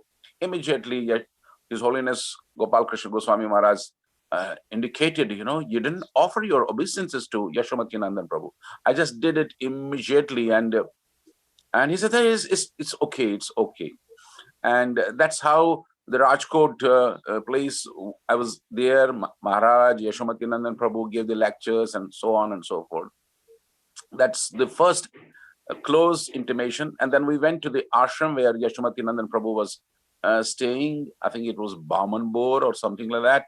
And then we, Radhakund Mataji was also there, and she served Gopal Krishna Maharaj and all the devotees there. So that was a wonderful thing. And I could see, yes, there's, something happening in Gujarat also.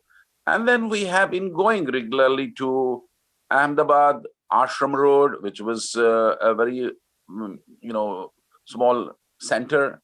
And many times I have gone there. Then, of course, we had Surat, other Vidyanagar also. But the first assignment came to my lap was when Yashomati Nandan Prabhu was about to open the temple. And he was contemplating what should we do and all that program, all the Vaishnavas went. But earlier he said that, we should have some cultural programs. Then I told him, this is going to cost so much. And then he said, I don't have so much of money. And I said, how do we do that? And he said, you have a rich father-in-law. Why don't you tell him to sponsor the whole thing? So I didn't, it didn't go well, but still I said that, Vaishnava has said to me to ask something which, he has been always doing. I mean, say he has been giving all the time money, but I dared to ask Vishnumurti Prabhu, Prabhuji, would you be able to help this sponsorship of this program? So some other that I asked him, and then I told Yashomati Nandan Prabhu's name, and he immediately gave, he said that, okay, I will give almost about 10 lakhs of rupees. So that triggered the whole thing, because otherwise he was not interested in these cultural programs and everything. He said that straight inauguration. But I was very fully convinced the Ahmedabad people are very cultured people, and if we have some programs, they will come, and Yashomati Nandan Prabhu will have a good time to speak to all the Ahmedabadis. And the same thing happened. We did almost about 5 to 6 days programs in the Karnavati Club, and every evening almost about 8 to 10,000 people came. And every time, every day, he would ask how many people are there. And when everybody told him, hey, there is good number of people, then he will give the entry in the Karnavati Club. And before that, I used to speak to everybody. And I was not well versed with Gujarati, but still I fumbled in words and, tried to do whatever I could do at the time. And then I used to introduce Yashomati Nandan Prabhu and other Vaishnavas who also came. So it clicked. It was something very, very nice. And he appreciated the whole program. And he wanted to do the cultural events. I said that, this temple do every year one cultural event where, in the Karnavati Club. So he was yes, no. But ultimately, when he saw the 6 days success program over there, and then after the program went, a lot of people came back to the temple inquiring about me. And then he told me, Are Surdas, and so many people are asking you about you in Ahmedabad. So why don't you come sometime? That made me to go regularly to Ahmedabad along with my wife. And as I know, he was very, very, very miserly placed in spending the money for the temple. But I was always a little bit critical. Don't mind my saying this. I'm critical in the sense very positively. When I saw for the first time Srila Prabhupada on the Vyasasana, it hit me so badly. I said that how can Yashomati Nandan Prabhu make Srila Prabhupada to sit in a small Vyasasana like this? And then I saw many times, even the Tulsi tables were not there. And then always, I didn't like the railings around there. But I wouldn't say to him. Maybe sometimes I told Maharaj, see, this Prabhupada's Vyasasana is not good and all that thing. And then I think maybe it was when I was in Mira Road or in Kharghar, I just presented 2 Tulsi tables over there, and then it changed. And everybody appreciated. And Yashomati Nandan Prabhu appreciated. He said, you should keep on coming so that we can make a lot of changes in this place.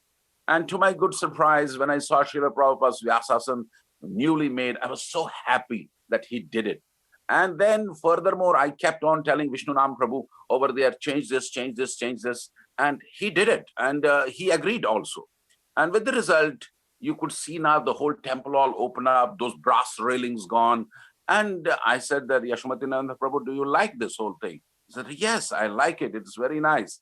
And you have been giving a lot of, suggestions to Vishnunam Prabhu. I said that, yes, that's my disease. Whether anybody likes it or doesn't like it, I give. But in case of you, I was very fearful and I didn't tell you so many times.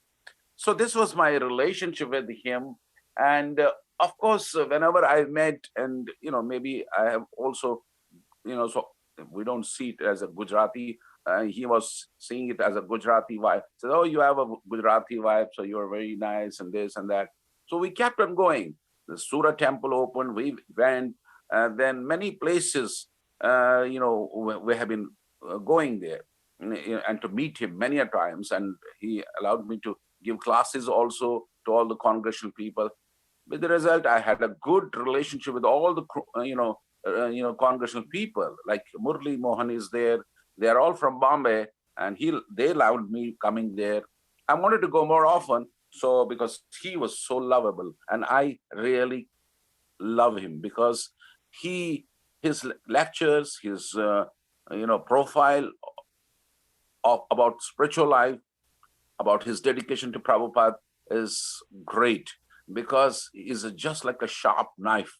Within the Gujarat, he is a very towering sadhu.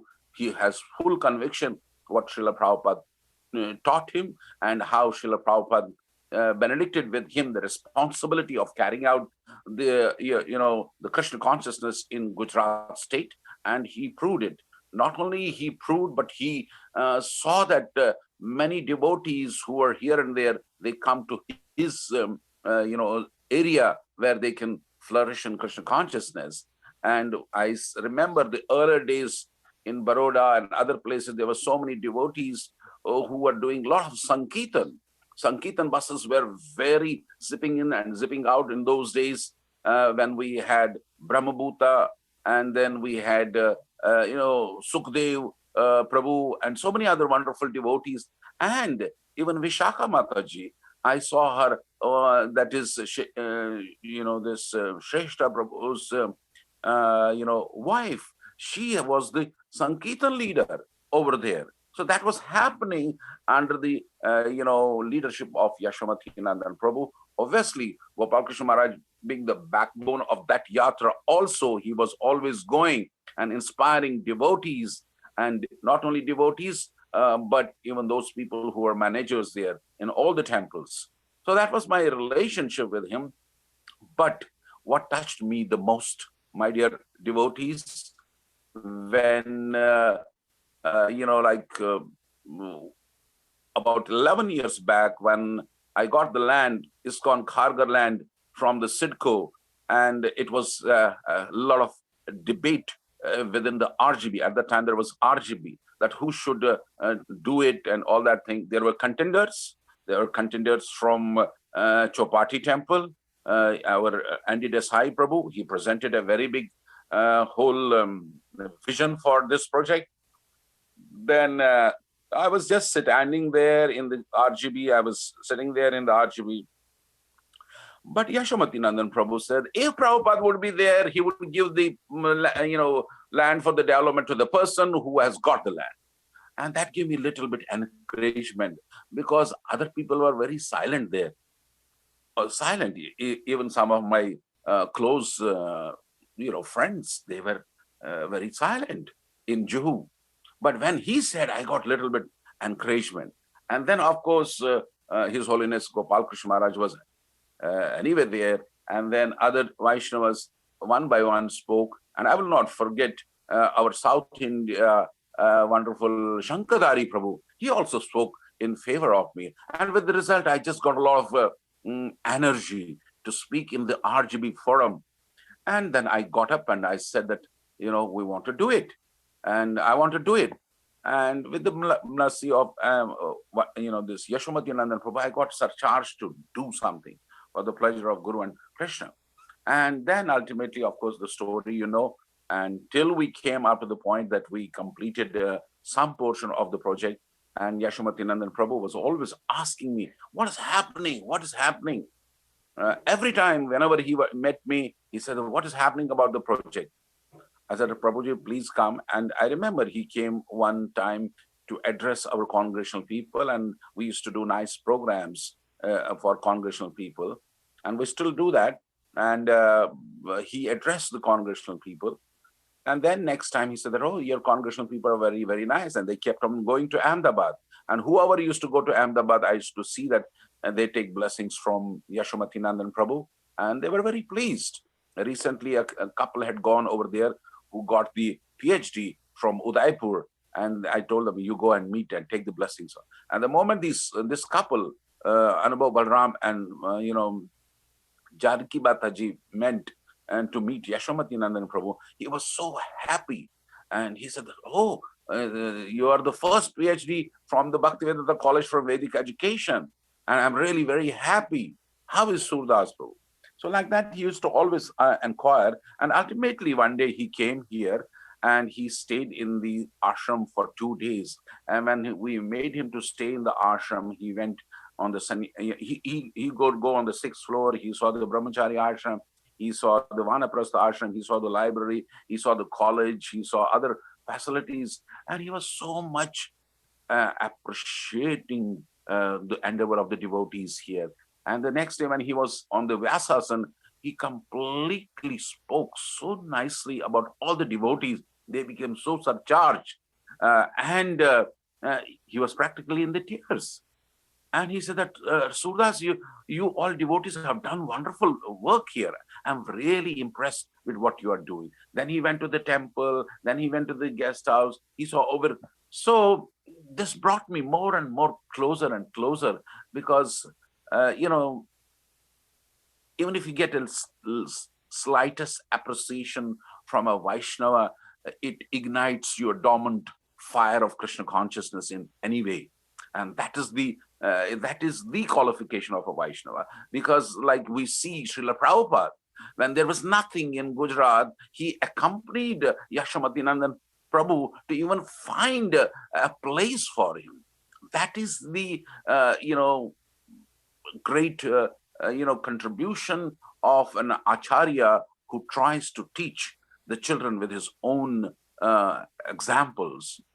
And of course, this Yashomati Nandan Prabhu and his wife, Radha Kund Mataji, they are very exemplary grihasthas. I don't think Yashomati Nandan Prabhu must have ever purchased one sari for Radha Kund Mataji. Or Radha Kund Mataji must have, done something for Yashomati Nandan Prabhu in terms of pleasing. But their unflinching faith in Prabhupada's instruction and carrying the instructions very sincerely, very dedicatedly, you can see from them. Like Yashomati Nandan Prabhu, whenever I go to Ahmedabad, he will end up eating only the cold Mahaprasadam. And I was very surprised. Why does he eat cold Mahaprasadam? That's not going to be good for the health. And I wouldn't tell him directly, but I would tell the secretary. I said that why you are giving cold prasadam? And especially Mahaprasadam is prepared in a ghee. And if anybody takes it cold, it's going to have a problem in the arteries.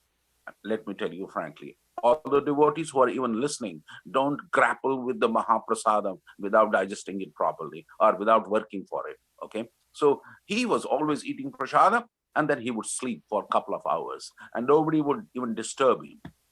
So my point is, he was very austere. He would not spend money, and here and there, and but in that case, I'm very different, opposite than him. I always think that if you spend, Krishna will send, and because we should not be conservative while spending for Guru and Krishna, because this is very, very important, very, very important, because Krishna will give always the person who is endeavoring to fulfill the desire of the spiritual master and Krishna, and trying to do something first class. First class. You see, I have stayed, whenever I travel all over the world, most of the time I travel and stayed in, 4-star hotels or 5-star hotels. Somebody is going to give me accommodation there.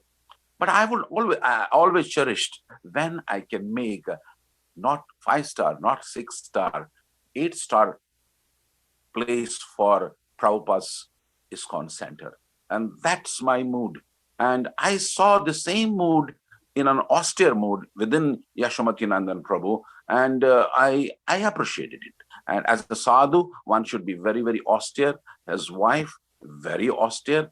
And Radha Kund Mataji, always I will see in Vrindavan, in separation from the husband, she is standing near the Samadhi and wooing all the visitors to Krishna Balram temple and Radha Shyam Sundar temple. Take book, take book, take book.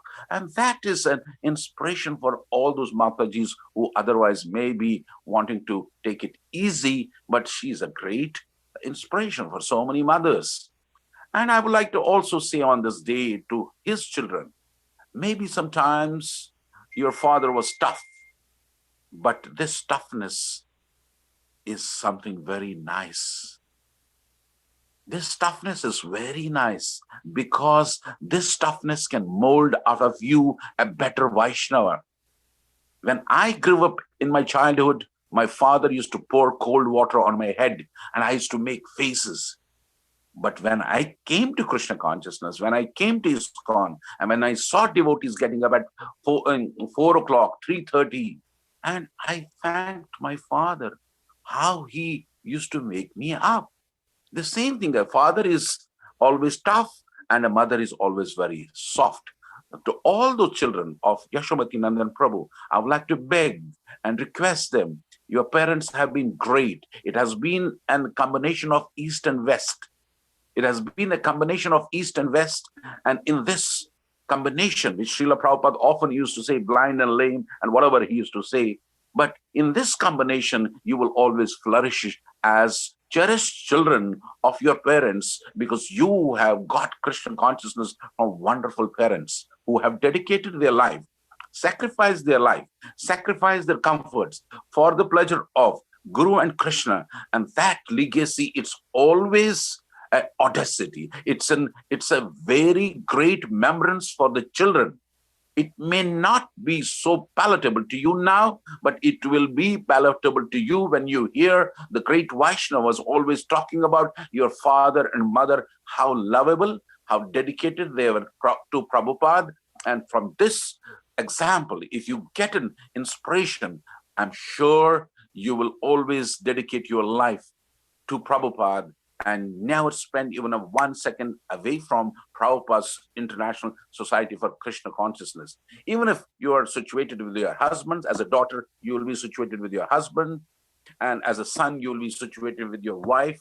But keep your life focused on the lotus feet of your parents and to dear Srila Prabhupada, and that will be the great signal coming from you as the children of Yashomati Nandan Prabhu, and all those people who have been serving, all those children who have been serving under Yashomati Nandan Prabhu's leadership. You have to fulfill the mission undone, unleft by Yashomati Nandan Prabhu in the area. There are temples coming up in Bhuj, there are temples coming up in Gandhidham, there are some temples coming in other places. Reunite to fulfill the mission of Yashomati Nandan Prabhu and please him. That will be your offering to Yashomati Nandan Prabhu. And if you please Yashomati Nandan Prabhu, and I'm sure Prabhupada will be also pleased, because this disciplic succession must go on. As we hear from the Srimad Bhagavatam, canto number 1, when all 88,000 rishis are requesting Sutta Goswami, please tell us the wonderful pastimes which you heard from Sukdev Goswami Maharaj at Suktal. Since you have heard this wonderful Srimad Bhagavatam in Parampara, it will really be pleasing to ourselves. And we see that, how, Sutta Goswami heard it from Sukdev Goswami Maharaj, and Sukdev Goswami Maharaj heard it from Vyasadev. Vyasadev ji heard it from Narada. Narada brought it from his spiritual world, and like that, all the children's in Gujarat, you have heard wonderful nectarian Bhagavatam, Chaitanya Charitamrita classes from Yashomati Nandan Prabhu, and it should really ignite your spiritual fire to rededicate yourself in the same parampara, in the same wonderful parampara in which all the 88,000, Namisharanya sages were talking to Sukdev Goswami Maharaj. I, on this wonderful homage day, beg all the leaders within Gujarat and all those congregational devotees, all the full-time devotees, never leave the campus of temples which you are situated with.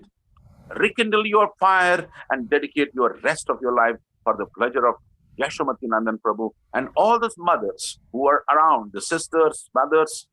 Get inspiration from Radha Kunda Mataji, who has sacrificed even children, even the husband, and she's located 6 months in Vrindavan, 6 months in Mayapur, and pleasing spiritual master.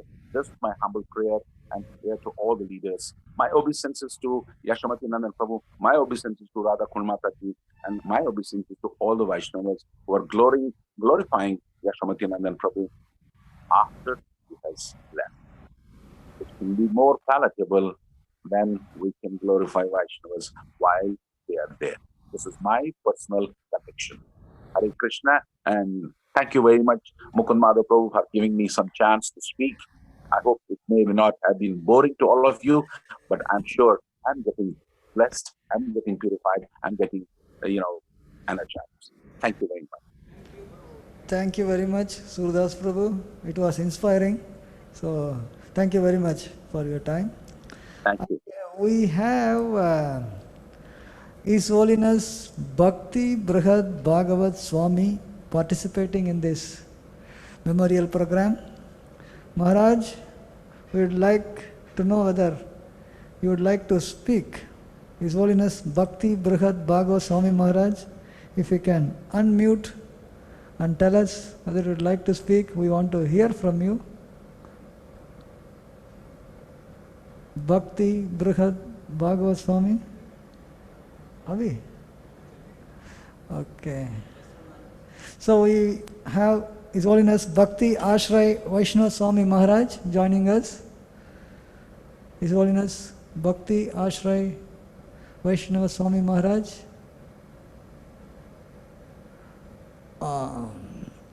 He is not at his seat.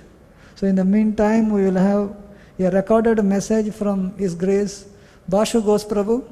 Bashu Ghosh Prabhu is a very close friend, actually, friend and god brother of Yashomati Nandan Prabhu. Very long time friends, and Bashu Ghosh Prabhu manages from Baroda, and Yashomati Nandan Prabhu is the zonal secretary for the entire Gujarat. They are very good friends. He is at the moment in United States, East Coast, so it is very late for him. So he has given us a recorded message. So we will hear from His Grace Bashu Ghosh Prabhu. Vanchakalpatarubhyascha kripa sindhubhya cha patitanam pavanebhyo vaishnavebhyo namo namaha. Om Namo Om Vishnu Padaya Krishna Preshtaya Bhutale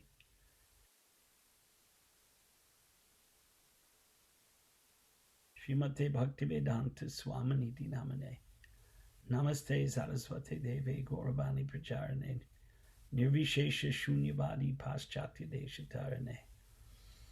Hare Krishna, Krishna Krishna, Hare Hare, Hare Rama, Rama Rama, Hare Hare. So this is for the devotees gathered at Sri Sri Radha Rasa Bihari Mandir to remember Yashomati Nandan Prabhu upon his disappearance from this world. In Chaitanya Charitamrita, there's a very good, if you give me a moment here, there is a very good verse.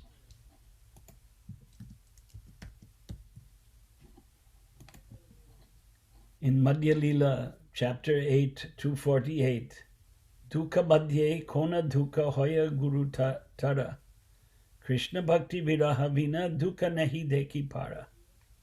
So Chaitanya Mahaprabhu asked, this is Ramananda Rai Samvad, of all kinds of distress, what is the most painful? Sri Ramananda Rai replied, apart from separation from the devotee of Krishna, I know of no unbearable happiness. So words won't do justice to describe the pain that the devotees of ISKCON Gujarat are feeling at the moment. And Yashomati Nandan Prabhu was the heart and soul of the Gujarat Yatra. His accomplishments are amazing. 20 centers are functioning in Gujarat. He acquired land for ISKCON worth crores and crores of rupees. Thousands of crores, I might say. So it's a great loss for our institution. After having lost this year Bhakti Charu Swami. So it's like a double blow. But we have to soldier on, as the saying goes. But his contributions will never be forgotten. These centers, these temples, will remain as a testimony to the remarkable service to the institution of ISKCON in Gujarat.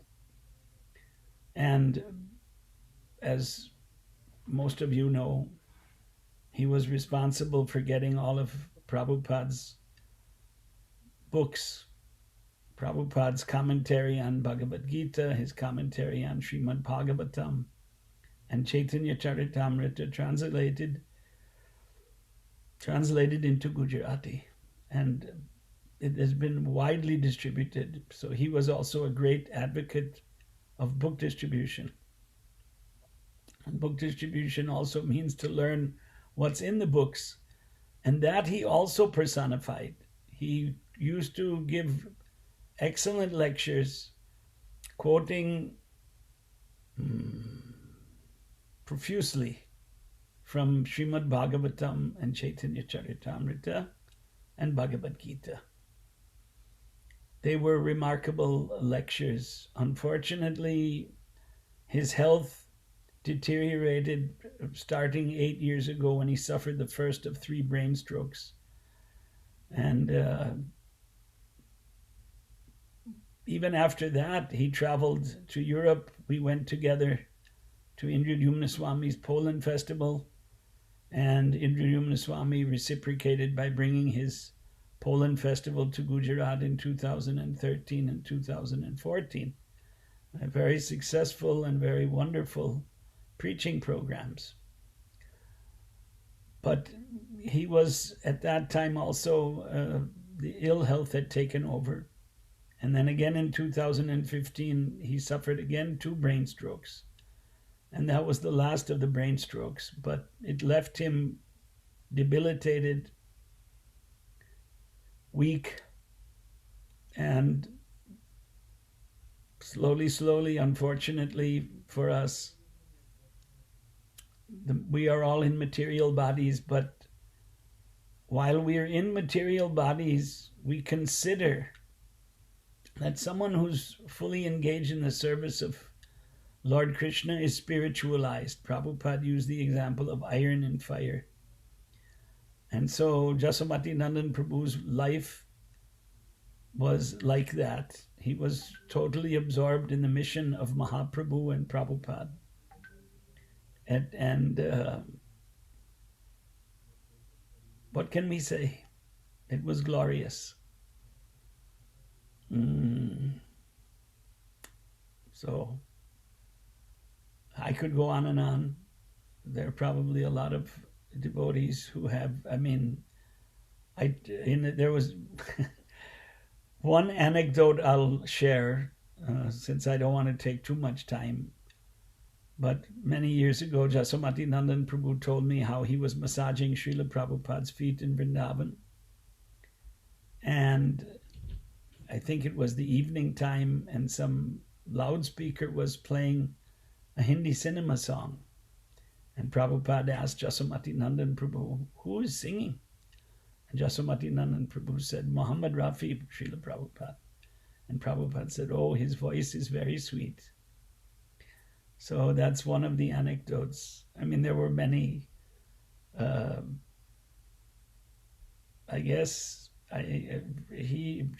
Nandan Prabhu narrated his memories to Siddhanta Prabhu, so that would be worth now a lot to see that. He had a very close and affectionate association with Prabhupada. Prabhupada came to Gujarat in December 1975, and Yashomati Nandan Prabhu had arranged that program.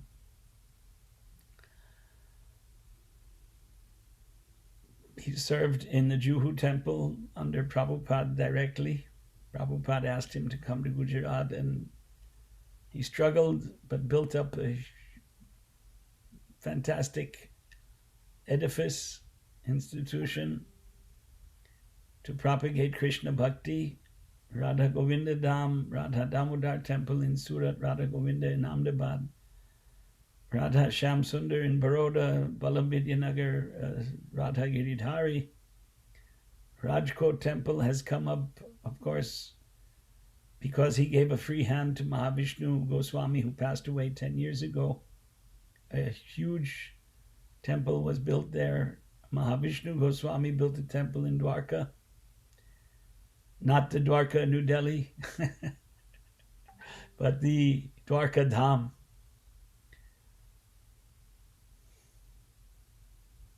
So at this time, when we're all feeling the pain of his separation, all we can do is chant Hare Krishna, Krishna Krishna, Hare Hare. Hare Rama, Rama Rama, Hare Hare. And pray to Radha Govinda that the Gujarat Yatra can bear the strength of his separation, can have the strength to bear his separation, I'm sorry, because he was the guiding force for all of the devotees and all of the centers in Gujarat. And he's irreplaceable. Nobody can replace him. But as I said in the beginning, we have to keep on. Okay, Hare Krishna. Vaishnavebhyo namo namaha. We thank His Grace Bhasha Ghosh Prabhu for giving that recorded message. His Holiness Amiya Vilas Swami Maharaj is with us on the Zoom. Maharaj, you can unmute and you would like to speak about Yashomati Nandan Prabhu, your god brother. His Holiness.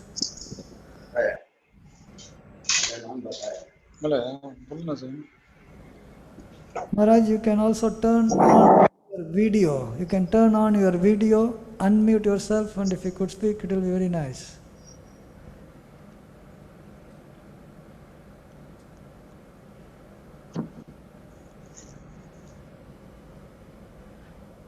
Jai Maharaj, we could see you now.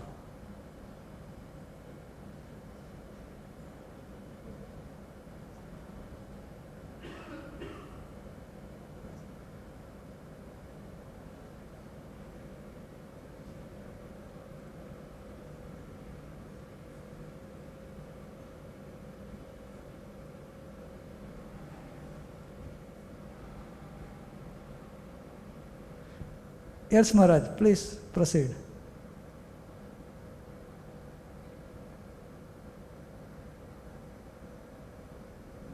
Om Ajnanatimirandasya Jnananjana Salakaya Chakshurunmilitam Yena Tasmai Sri Gurave Namah. I'm very fortunate to glorify our God brother, Yashomati Nandan Prabhu. Recently I was hearing the letter he wrote to Prabhupada, completely surrendered to Prabhupada. That was shown by Giriraj Swami also, he spoke about that. I was very much impressed with that. So we should know about the Vaishnavas, Kriya Mudra. Unless we hear the great qualities and activities of the Vaishnava, then only we come to know their greatness. We cannot understand by seeing the Vaishnava, but hearing about him, we can get so much inspiration. I just wanted to show that in Srimad Bhagavatam, this is the 4th canto, chapter 31, Narada instructed Prachetas, text 21, text 31.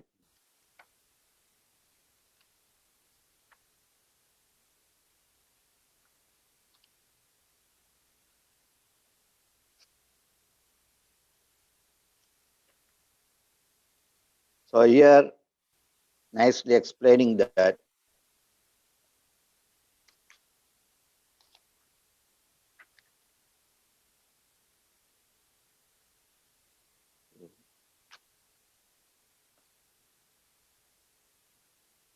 that is text 25. My dear Vidura, I have told you everything you wanted to know about the conversation between Narada and Prachetas. The conversation describing the glories of the Lord. I have related this as far as possible. So Prabhupada in the purport he writes that Srimad Bhagavatam described the glories of the Lord and his devotees because the whole subject matter is the glorification of the Lord. Naturally, the glorification of his devotee automatically follows. So this is the tradition, this is the Vaishnavism. Vaishnavas always so much we have no idea, only we come to know from the scriptures and from sadhu, from the guru, the greatness of the Vaishnava. Also, in the Mukundamala Stotra, that is a very, very applicable to passing away by Yashomati Nandan Prabhu. Kulashekar Alvar, in his prayer, he says that Mukunda Murdani Pranipattaya che bhavantam ekantam yantamartam avispruti tvacharanaravindeya Bhave bhave mestu bhavat prasadat. Kulashekar Alvar is praying to the Lord.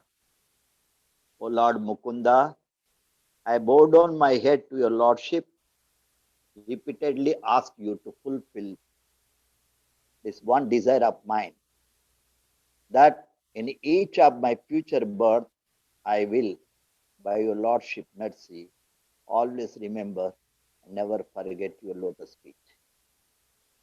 So in this, Prabhupada wrote nice purport. End of the purport, Prabhupada talks about the words bhave bhave is very significant here. They mean birth after birth. Unlike the Gyanis who aspire to merge with the impersonal absolute, thereby stop the process of repeated taking birth. A pure devotee is never afraid of this process. In the Bhagavad Gita, chapter 4, text 9, we all know, Janma Karma Chame Divyam. Lord Krishna says that his birth and deeds are all abhyayam, transcendental. In the same chapter, text 5, the Lord says that both he and Arjuna had many, many previous births, but that while the Lord could remember all of them, Arjuna could not. For the Lord, there is no difference between the past, present, and future.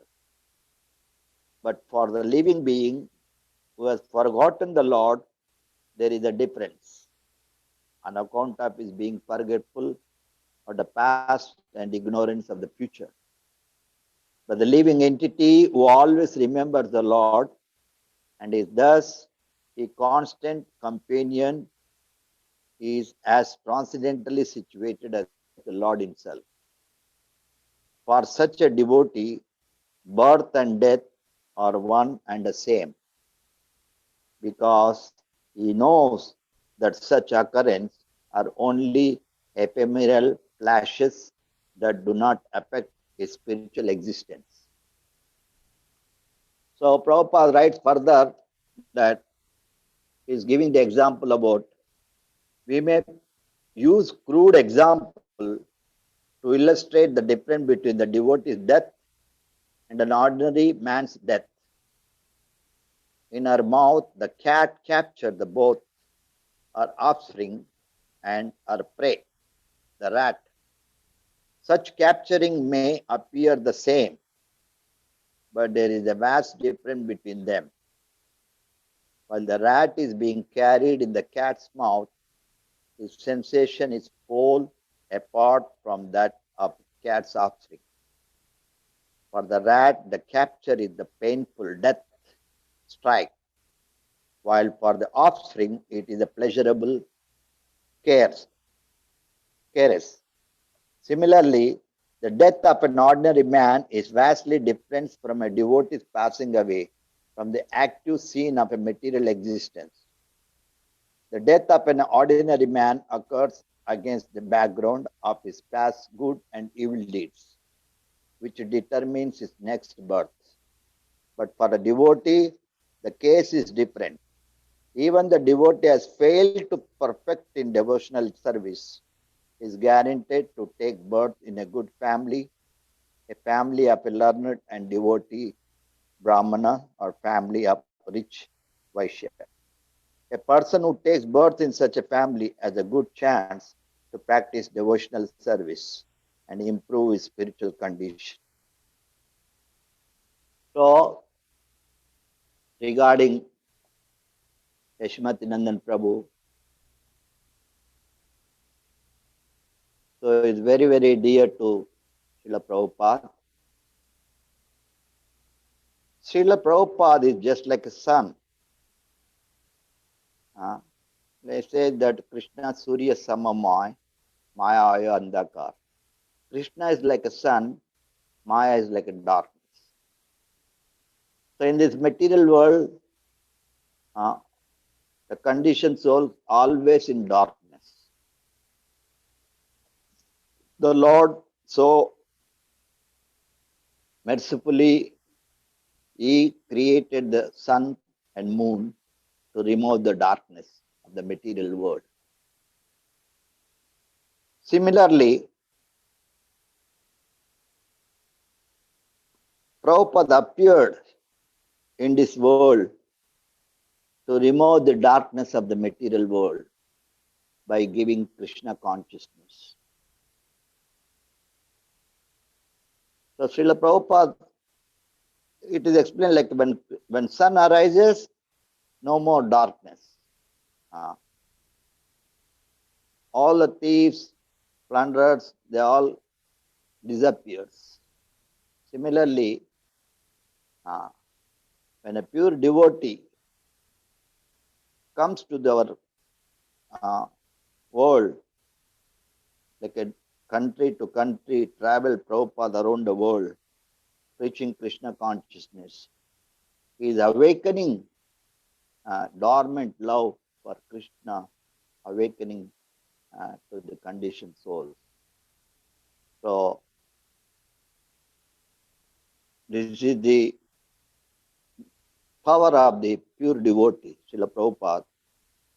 Just like now Gopal Krishna Maharaj has explained that Prabhupada empowered Yashomati Nandan Prabhu.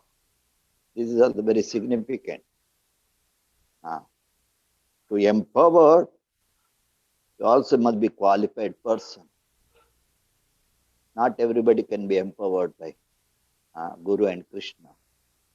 So he was empowered to preach or spread the Krishna consciousness, especially in Gujarat. So we all know he is the real leader, Vaishnava leader. He has shown example how to be a leader, Krishna conscious leader. Prabhupada always says, without leader, the society is like a chaos. So we have to appreciate this leadership under the leadership of Yashomati Nandan Prabhu. He is under the leadership of Srila Prabhupada, 100% following the Srila Prabhupada instruction and preaching around Gujarat. He opened so many temples, so much care, taking care of the devotees, managing. So this is the greatness of Yashomati Nandan Prabhu. Of course, myself, I didn't have much association, but still I can see by hearing all the Vaishnavas glorifying, and we recently to come to know that how he wrote a letter to Srila Prabhupada. It's very, very amazing. This is not some accidental. It is a Chakshudan Dilo Jai Janme Janme Prabhu say. Every day we pray to Srila Prabhupada.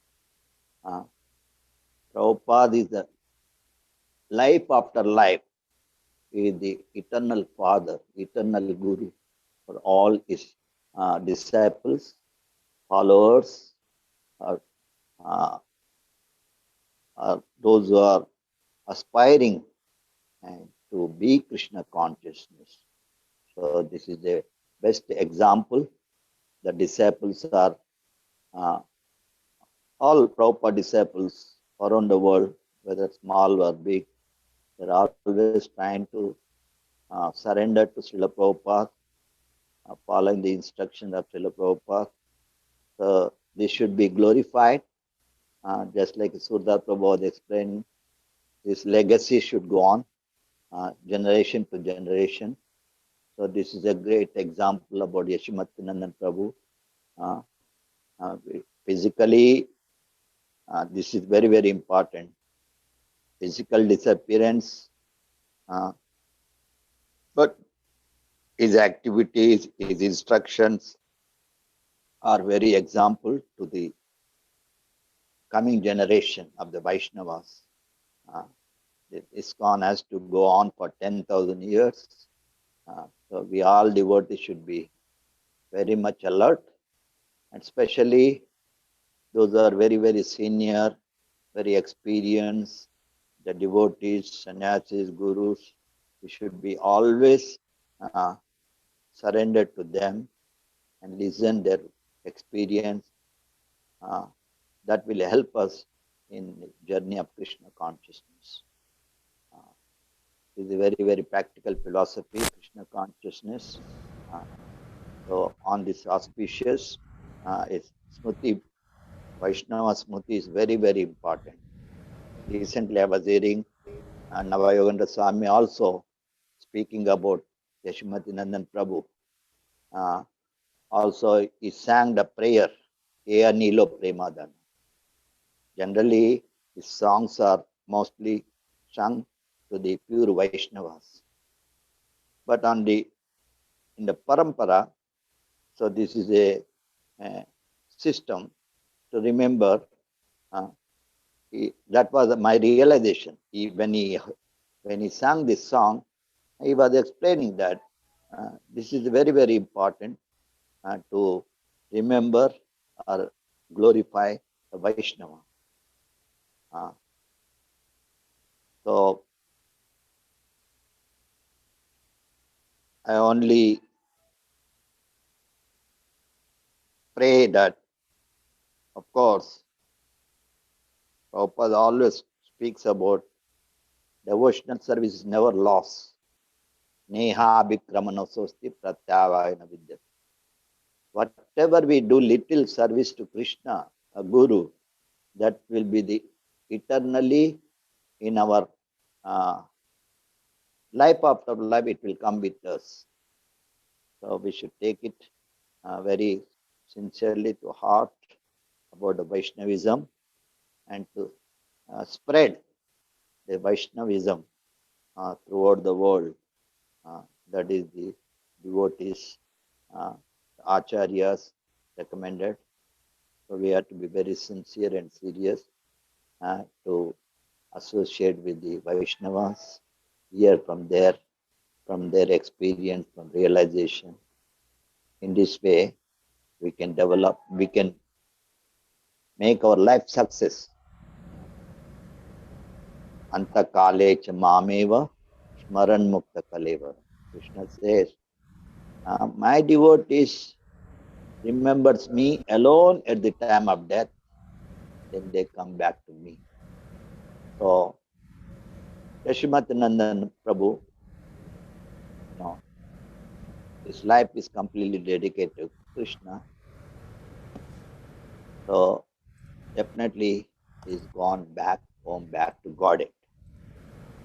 Krishna promised, whoever renders service, surrender to me, I will take him back to God.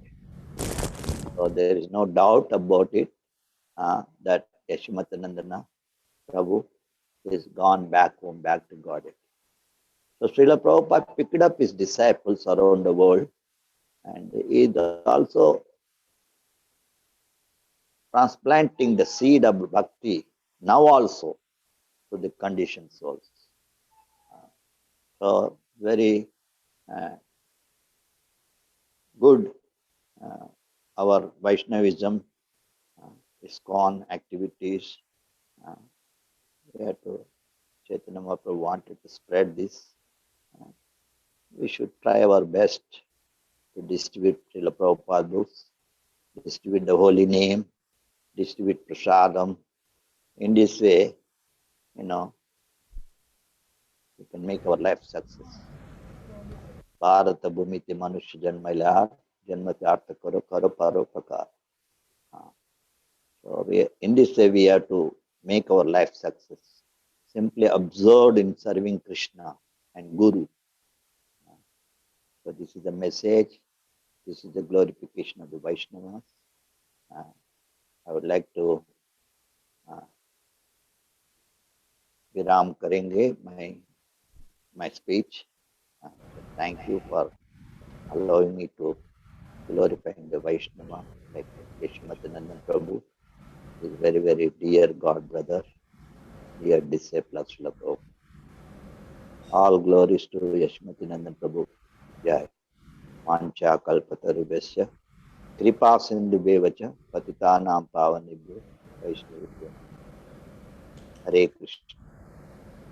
Thank you very much, His Holiness Ame Vilas Swami Maharaj. We have with us on the Zoom His Holiness Bhakti Ashray Vaishnava Swami Maharaj. Maharaj, are you there? Bhakti Ashray Vaishnava Swami Maharaj.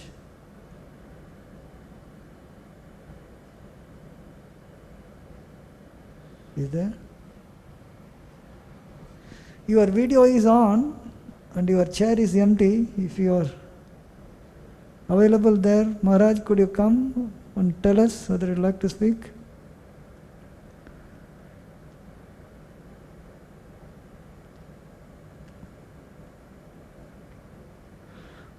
Okay, so when Maharaj comes, we'll hear from him. Now I request His Holiness Bhakti I request His Holiness Ananta Krishnadas Goswami Maharaj. Ananta Krishnadas Goswami Maharaj, resident sannyasi of ISKCON Jugu, Mumbai. Maharaj, please come and speak.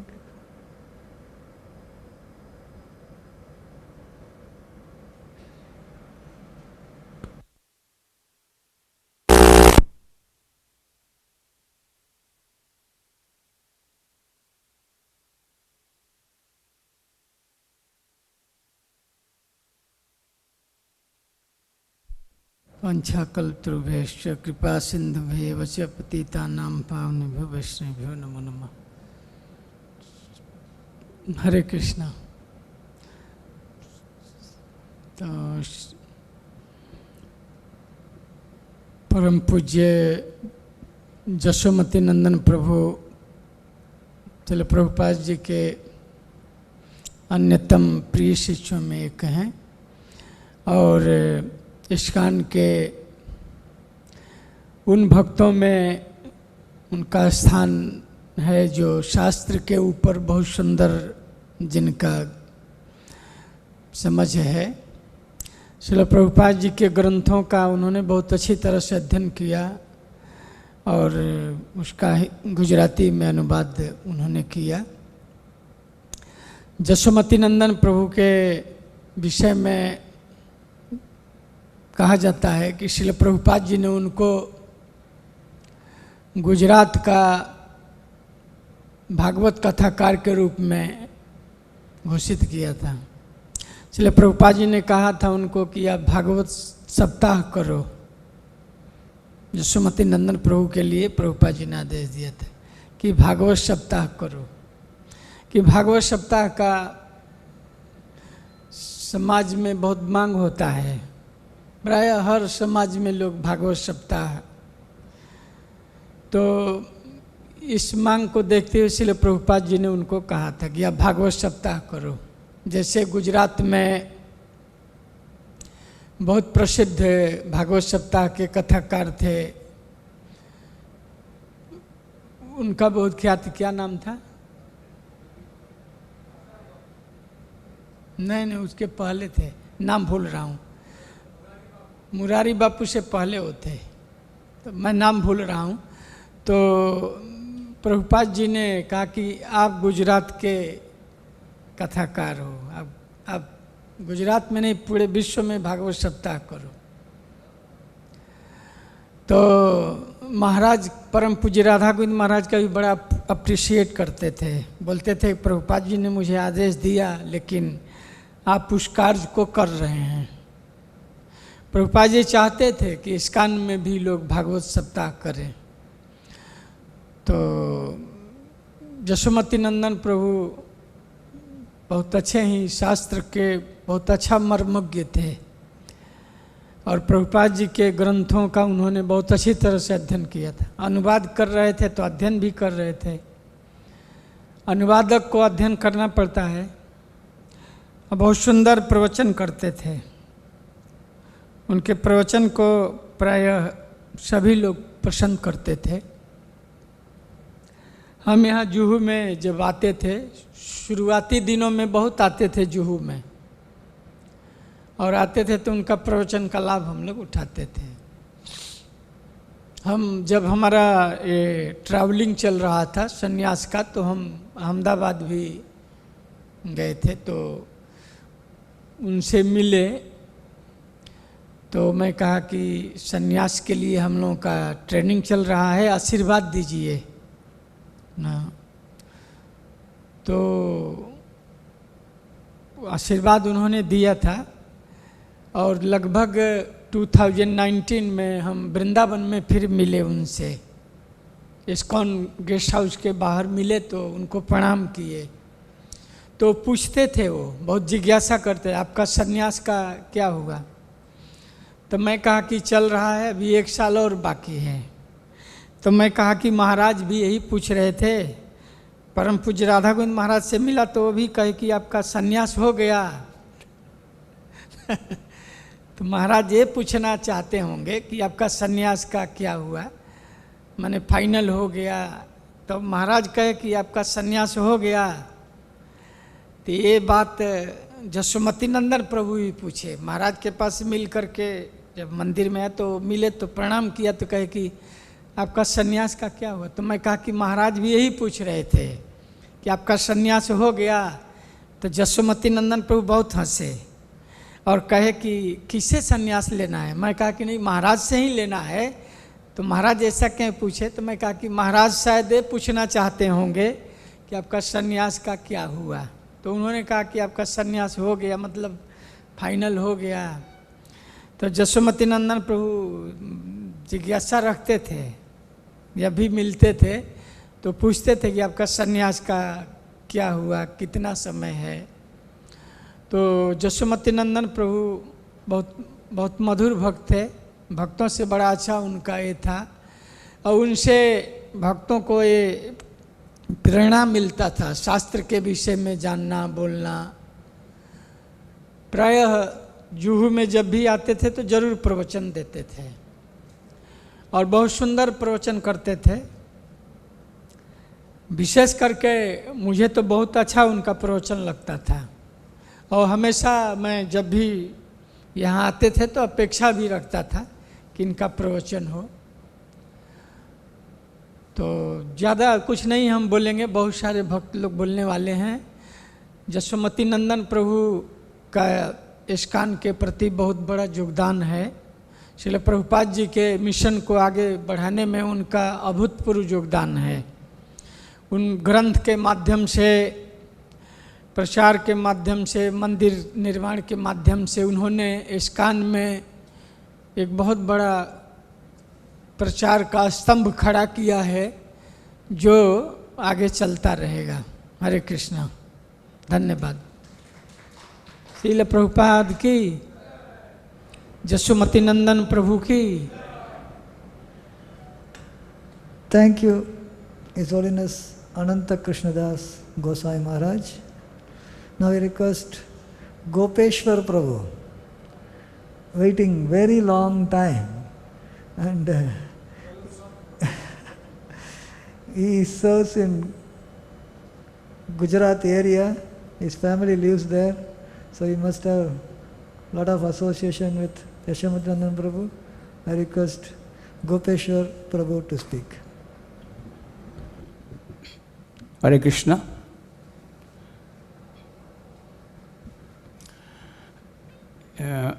When we moved to Baroda, Yashomati Prabhu met me in Baroda temple and he said, "Welcome to Baroda." And he was little interested because my wife is Gujarati. He said, "Kem cho beta." Then I was very moved. I did not have much association with him, but he was so loving. And he blessed my wife, my daughters, all of us. And long before that, once I had been to Surat with my family, just stayed there for some time in guest house. And Guru Puja is on, Guru Puja, and then after Guru Puja, he was supposed to give class, Bhagavatam class. He is good in English, Gujarati and all. So he was about to give class in Hindi because there were some foreign devotees and some devotees, temple commander said, "Prabhuji, there are some foreign devotees, unko anuvad kaun karega?" Hindi speaking crowd was much there. Then he was sitting in front of deity and I was standing somewhere behind. That was long back. He told, "वो एक devotee वहाँ खड़ा, उसको बोलो." I was, that temple commander came, बोला, "प्रभुजी, आपको class अनुवाद करना, हिंदी से इंग्लिश." मैं बोला, "मैं तो I'm coming to Surat first time. And how come somebody came to know?" And then he said, "Prabhuji to Yashomati Prabhu." Then, okay, I translated from English to Hindi to English. And the class was over. Then I told Prabhuji, "Prabhuji, how did you know I know English or Hindi?" He said, "I know you are from Juhu." I said, "Prabhuji, मैंने आपसे कोई बात नहीं किया." He is a high profile devotee, Prabhupada disciple. And he said, "Are Baba, I know each and every face in ISKCON. Wherever I travel, I know everybody's face." I was really humbled by his intelligence. And second point is, you all must be knowing in December or somewhere in September, Ganpati was drinking milk in Bombay. So that time I was brahmachari in bookstall. And that day evening our temple was almost like empty. मैं बोला, "हुआ क्या bomb गिरा, पता नहीं क्या." All were rushing towards Mukteshwar Devalaya because Ganpati is there and Ganpati was drinking milk. And some people came, "अरे प्रभुजी चलो." बोला, "कहाँ जाना है?" बोला, "सामने देवालय में गणपति दूध पी रहे." So we were all bewildered. भाई तो book stall खोला हूँ, how, And some devotees also from our temple ran there to see Ganpati actually drinking milk. And then we were all baffled. ये क्या है, भगवान की तरह ऑफरिंग कर रहे, फिलोसफी सुन रहे, यहाँ गणपति दूध पी रहे, क्या है क्या नहीं है. Then Yashomati Prabhu happened to come to Juhu, I think within next day or some 2 days afterwards. And he mentioned in lecture so nicely, and he cleared the whole concept of the deity taking our offerings with love and affection. It was so nice, and I was really cleared, by vision, that he explained kaise we offer to the deities, and deity accepts, and we take prasadam, and Ganpati drinking milk. It's like chamatkar. People want visual chamatkar, samne wala. But actually what is happening in our ISKCON for last so many years, that we must understand. He made it very clear. And I was really impressed by his style of giving slokas, slokas recitation. Every second line in his lecture is a sloka. From Chanakyaniti, Bhagavatam, Chaitanya Charitamrita, Bhagavad Gita, amazing personality. So on this day, I pray at the lotus feet of Yashomati Nandan Prabhu, if I had committed some offense, mentally, physically, whatever. So please forgive me for all the offenses. And with this, I end my short glorification of Yashomati Nandan Prabhu. बोलिए यशोमती नंदन प्रभु की Jai Jagadguru Srila Prabhupada ki. Thank you so much. Hare Krishna. Hare Krishna. Thank you, Gopeshwar Prabhu. Now I request Raja Hamsa Prabhu to speak. Raja Hamsa Prabhu is from BI, and Yashomati Nandan Prabhu has a lot of connection with the BI, close association with Rasrai Prabhu and other devotees there. So Raja Hamsa Prabhu can share some of his association with Yashomati Nandan Prabhu and glorify him.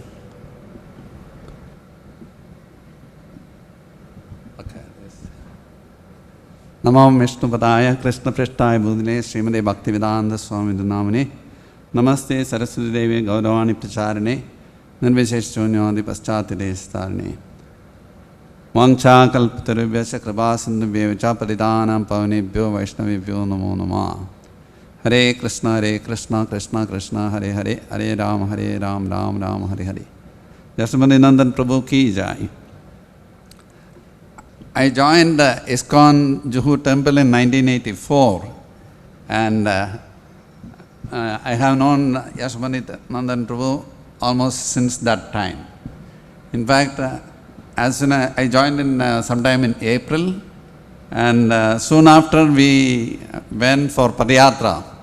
The Padayatra was just starting in Dwaraka at that time, inauguration of Padayatra. So myself and now Shukadev Goswami, that time was Dr. Srivasacharya, we went there, we spent almost a month in Gujarat, traveling from Dwaraka all the way to Ahmedabad, then to Baroda and Surat. Up to that point that time I did not know much about Yashomati Nandan Prabhu, but he was coming here to Juhu Temple and giving Bhagavatam classes. And whenever he comes, he will always come to see Rasraj Prabhu, and they had very good, loving and mutually respectful dealings, very wonderful association. And one thing we clearly remember from those days is whenever Yashomati Nandan Prabhu came and gave Bhagavatam class, it was like fireworks, because he was very wholeheartedly glorifying Srila Prabhupada from the beginning to the end of the class, and everybody will be so completely inspired and enthused by his lectures. And then, so that was, then sometime in 18, and during that time also Rasraj Prabhu went on a preaching tour in Gujarat before 89, that was probably 88 or something. So that time I had a good fortune to accompany Rasraj Prabhu, and we had very good association with both Vasughosh Prabhu and then also Yashomati Nandan Prabhu in Ahmedabad.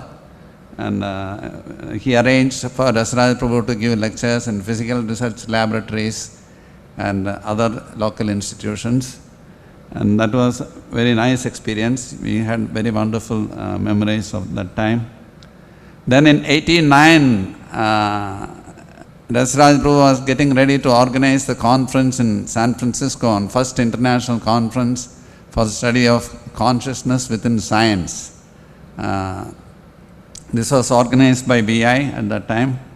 So then Rasraj Prabhu asked me whether I can come to USA to help with this conference. I said I have no problem. I had some issues with getting a US visa before, 4 years before that. I was denied American visa. And so I said, I'll try to come, I said. So that this was in 89, maybe like around September. So, and that time I had my passport, and I still had not applied for the US visa. And then I was thinking of going to Chennai that time. That time I had to go to Chennai to apply for the US visa, because I am from Kerala. Those were the rules that time. So one day I saw Vasughosh Prabhu in the lobby. So Vasughosh Prabhu, he came in his usual style, he came and said, okay boss, I got my American visa. And then, of course, he is already, he came from USA, he is an American citizen, but later on, Vasughosh Prabhu came and took Indian citizenship. So now for him to go to America, he needs a visa even for visiting America, he needs a visa. For that purpose, he went to US consulate, and then he immediately became friends with the consular officer, and they became very good friends. So this is what he was saying. He was saying, I became very good friends with the consular officer. He told me if I want, I can even get my citizenship back. So, just tell me. And he also invited him to come to Govindas and all that. So he was just saying all these things. Then I told, just like that, I told Vasugod Prabhu, Vasugod Prabhu, why don't you tell him that for me also? And I just told him, and then I went upstairs. And at that time, Yashomati Nandan Prabhu was with him. So Yashomati Nandan Prabhu told Vasugod, hey, Vasugod, why don't you talk for him? Very important man, he has to go to America. And I left it to both of them. I went to my upstairs, to BI. After half an hour, I came back for something else. I was passing through the lobby. Then Vasugod came and told me, okay, boss, let us go tomorrow. You are getting your visa. I was not even expecting that. So that was one of the interactions I remember. So Yashomati Nandan Prabhu actually recommended me to Vasugod Prabhu. Then when he came to, when I was in America, in 89 I did go, based on that visa I did go to America, and then the conference was over, and contrary to my plans, my stay in USA got extended, and we were managing the San Francisco ISKCON temple. So that time Yashomati Nandan Prabhu came along with Vasugod Prabhu. They came on a visit to San Francisco, and that time also we went around. Yashomati Nandan was preaching to the Indians in the San Francisco area. There were many people whom I did not know, but he was knowing and he was preaching. And Vasugod Prabhu also told me, Yashomati Nandan Prabhu is a good preacher. He will preach to anyone and everyone, just like Lord Chaitanya says, Jare tako tare kaho Krishna upatesh. It doesn't matter whether somebody is from America or Westerner or Chinese. He will preach to anyone and everyone. Even in the aeroplane also he was preaching like that. And I could see that also. And there also he used to give Bhagavatam classes. So that was one occasion. Another occasion later on also he came, after many years, he came again. That time we were in Berkeley Temple, we were managing Berkeley Temple. So Yashomati Nandan Prabhu came, and there also he used to give Bhagavatam classes. And believe me, his Bhagavatam class was no different from the class that he used to give in Juhu Temple. Meaning there were only 4 or 5 people there. The Berkeley Temple, like they said, we have more deities and devotees. And we have 3 altars, and each altar there are 3-4 deities. So, and he used to give same kind of class, and he also used to say after the class, this is nice system that Srila Prabhupada has set up. That morning program, then Bhagavatam class. And by doing these things, everyone is satisfied, whether it's a small temple or big temple, it doesn't matter. And he used to give with a full-hearted Bhagavatam class. And then also, the one time we were going around like this, and we went to one Indian store in San Francisco. So there, that person had come to one of the ISKCON temples in India, and he was already a life member, and he was fried because he could not get accommodation. Even though you had made the bookings and everything, when he came here, they said no room. So he was already fried. And so then actually he totally denied, he didn't want to talk to us, we just came out. So when we came out, both of them told me, Yashomati Nandan Prabhu and Vasugod Prabhu, both of them told me, so Rajahamsa, you should cultivate this person somehow. So I told him immediately, this is really fantastic. Already he is fried with Indian Yatra somehow. Now you are leaving it up to me to cultivate. And I kind of complained to him, that's not fair. Then immediately Yashomati Nandan Prabhu went to the car, he took one calendar, and there was some prasadam. So we went back again, all of us went back again into the store. And then, luckily that man was knowing Gujarati. So he went and again, in a very humble mood, he again approached him, gave him some gifts first. And then slowly spoke to him in Gujarati. And within 5-10 minutes, they became very good friends. So that shows his humility, and when something is told, he listens to other devotees. I was kind of like complaining, I thought nothing is going to happen. But he actually changed the situation. They became very good friends. And he told him, you come to Gujarat, I don't know about the other temples, come to Gujarat, I'll take care of you and all that. So that was a nice memory I have, Yashomati Nandan Prabhu.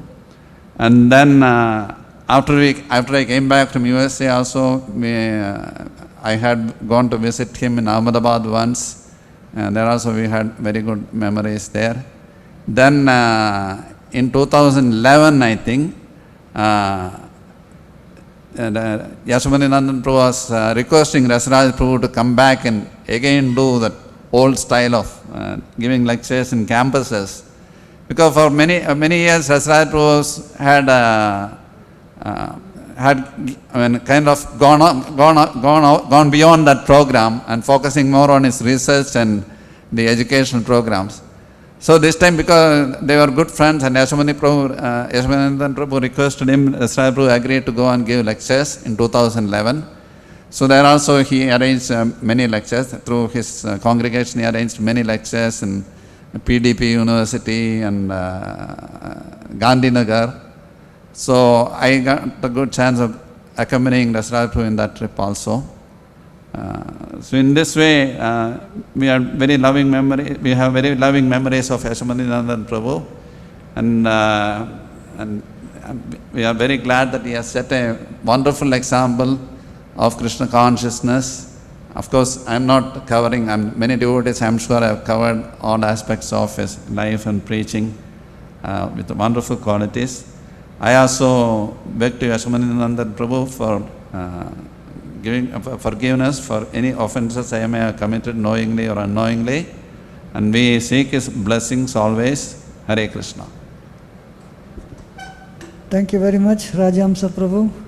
Varaha Rupa Mataji on the Zoom. Would you like to speak? You can unmute. Varaha Rupa Mataji.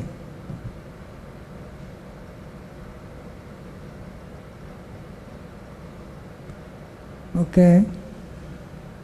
I request Ram Rup Prabhu to speak, our head pujari.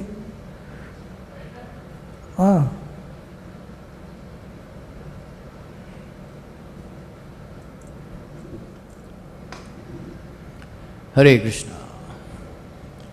Om Ajnanatimirindasya Jnananjana Salakaya Chakshurmilitam Yena Tasmai Shri Gurave Namaha. Yashomati Nandan Prabhu is very dear to Srila Prabhupada. So Srila Prabhupada appreciated his scholarly qualities. So when during the opening of Vrindavan temple, Yashomati Nandan Prabhu went there, and then he stayed there for 3-4 months organizing opening festival of Krishna Balaram temple. So Srila Prabhupada gave him the responsibility to organize the festival, and then invite many great scholars and devotees all over Vrindavan. So Yashomati Nandan Prabhu consulted Vishwambar Goswami. Then they made a list whom to invite, and then so 7 days festival was there, and then he was organizing the speakers like that. Then he was meeting many of these Babajis and sannyasis and advanced devotees in Vrindavan. So he met one famous sadhu during that time. His name was Karapatri Swami. So Yashomati Nandan Prabhu invited him. So Karapatri Swami, he was very upset with ISKCON because he was accusing that Srila Prabhupada was giving initiation to Mlechas and Yavanas, especially Brahmin initiation. So Srila Prabhupada, so he refused to come actually. Then another devotee, Sham Baba or somebody. Then he also, one of the, I think he is only Vallabha Sampradaya devotee. So he was very upset because all of you know, must be knowing, there was an article in Back to Godhead magazine where conversation between the incident that happened between Sri Chaitanya Mahaprabhu and Vallabhacharya. So where Chaitanya Mahaprabhu called Vallabhacharya a prostitute and all that. So they were very, very upset. Yeah. Then also, he was also very upset that Srila Prabhupada is giving initiation to non-Brahmins, Mlechas and Yavanas and all that. So when Yashomati Nandan Prabhu went back and reported to Srila Prabhupada that Karpatri Swami was refusing like that. So Srila Prabhupada asked him, what did you tell him? What did you tell him? Then Yashomati Nandan Prabhu very respectfully argued with Karpatri Swami, quoting verses from Srimad Bhagavatam, Yan Namadeya Shravanam Kirtana, that verse, then Aho Batasva Pachato Gariyan, Yaseya Lakshanam Prokta. All these verses Yashomati Nandan Prabhu quoted and then said that anybody who is chanting Hare Krishna Mahamantra, he is more than a Brahmin, like that.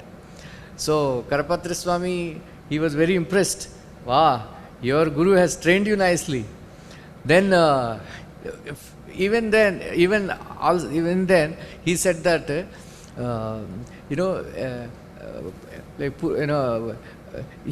somebody is like a somebody is compared to lion-like man, but he doesn't become a lion. In the same way, all these Mlechas and Yavanas, they can become Brahmanas, like Brahmanas, but not Brahmanas, like that. So Yashomati was saying that he almost accepted his defeat, but he still refused to come. So he said that, Yashomati said, Srila Prabhupada trained me specifically to defeat this concept of Brahmana by birth. So Srila Prabhupada was very pleased with Yashomati Nandan Prabhu, that very good that you have very emphatically replied to Karpatra Swami, like that.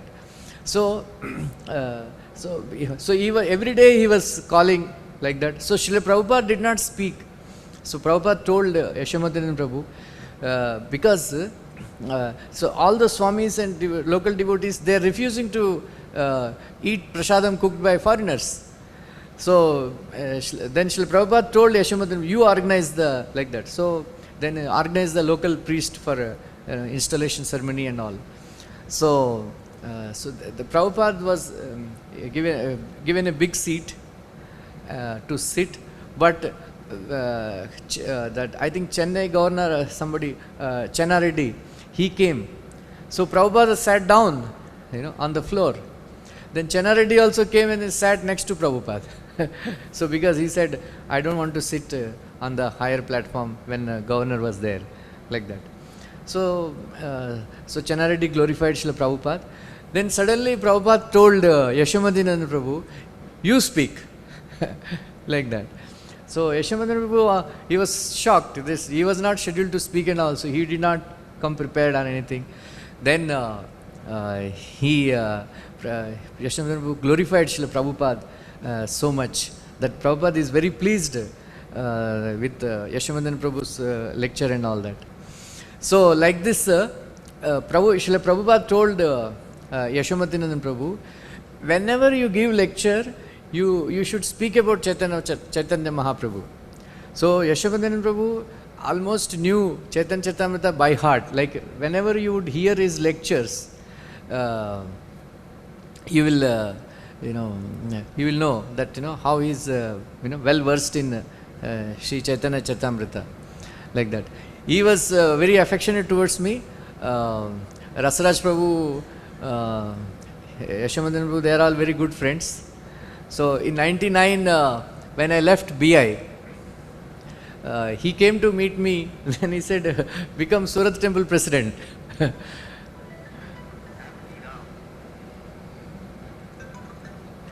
Surat Temple President. And then I said, that time I said, I'm not fit for presidentship and all that. So whenever he would come, he would call me to his room and speak to me. he would tell so many pastimes of Srila Prabhupada. So, actually, he saved ISKCON in 1994. You know, so there was a very big crisis, and many of the senior devotees are involved, and then he very bravely, almost Narayan Maharaj was taking over ISKCON, and there was a huge current was going on, and then even myself also, we were going to attend his lectures and then praising him. He came here, and then ISKCON Juhu sponsored his surgery in Hinduja hospital. So much was going on, and then everybody was enchanted, his lectures and all that. And Narayan Maharaj. So he is the one, who saw, that this is a great danger happening to ISKCON. You can Google it. There is a letter written by Yashomati Nandan Prabhu to GBC. And then such a beautiful letter he wrote, the dangers of, inviting Narayan Maharaj, what is the problem with Narayan Maharaj, and all that. And then the GBC woke up, and then they banned Narayan Maharaj from coming to ISKCON and giving lectures and all that. Actually, practically, he saved ISKCON at that time. So that credit goes to him. Such a sharp understanding of the scriptures. Very rarely I get to hear such clear lectures like that. So, like this, there are so many interactions I used to have. So he used to tell me so many things from scriptures and all that. So it's a great loss to ISKCON. He's passing away. But last time when he came for GBC meetings, so he called me, said, how are you, Ramrup and all. Then he said, I think you will be seeing me for the last time, because he had that time only brain stroke and all that. So he was in a very sad situation. So he said that, I said, don't speak like that, you will live long. I said, no. So he was not very discouraged, but, so even then also, so once on Ramnami Day he was there, and then he was giving lecture. Then he was reading out, entire Ramayana. So he was like, I think Giraj Maharaj was saying like that. So Krishna book he was reading. So like that Ramayana he was reading. Later on I told him, I did not like, you should have given lecture, because everybody was feeling, no, Srila Prabhupada told me to read Krishna book, so there is nothing wrong like that. So anyway, it was very nice. I have many very fond memories. So I pray to at his lotus feet to bless me, to give some of, I also may get some knowledge of like him. Thank you, Hare Krishna. Thank you, Ramrup Prabhu. Now we request Brajahari Prabhu. Brajahari Prabhu has lot of association with Yashomati Nandan Prabhu. He is part of the bureau, so they always keep meeting. IASC, RGB, all those meetings. So, plus Yashomati Nandan Prabhu, whenever he comes to Bombay, Brajahari Prabhu always is there to arrange everything. So I request Brajahari Prabhu to speak.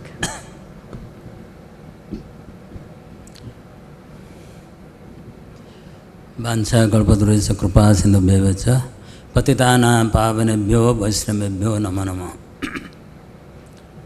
So, Yashomati Nandan Prabhu is such a stalwart devotee of Srila Prabhupada, and whatever service he has done for ISKCON, especially Gujarat, it will remain in the annal of history of ISKCON. Yashomati Nandan Prabhu, I came in contact the year I joined here. I was in charge of the office of the Sankirtan department, And Devaki Nandan Prabhu told that Yashomati Nandan Prabhu and Bhima Prabhu, they used to have fight. And I have witnessed all those fight regarding money, because he takes money and doesn't give. Like that, always there is a quarrel. And then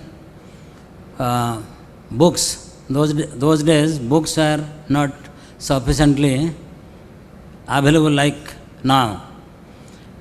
So Yashomati Nandan Prabhu, because BBT print Gujarati Bhagavad Gita here, and we have competition with Yashomati Nandan Prabhu, Juhu temple and Gujarat temple.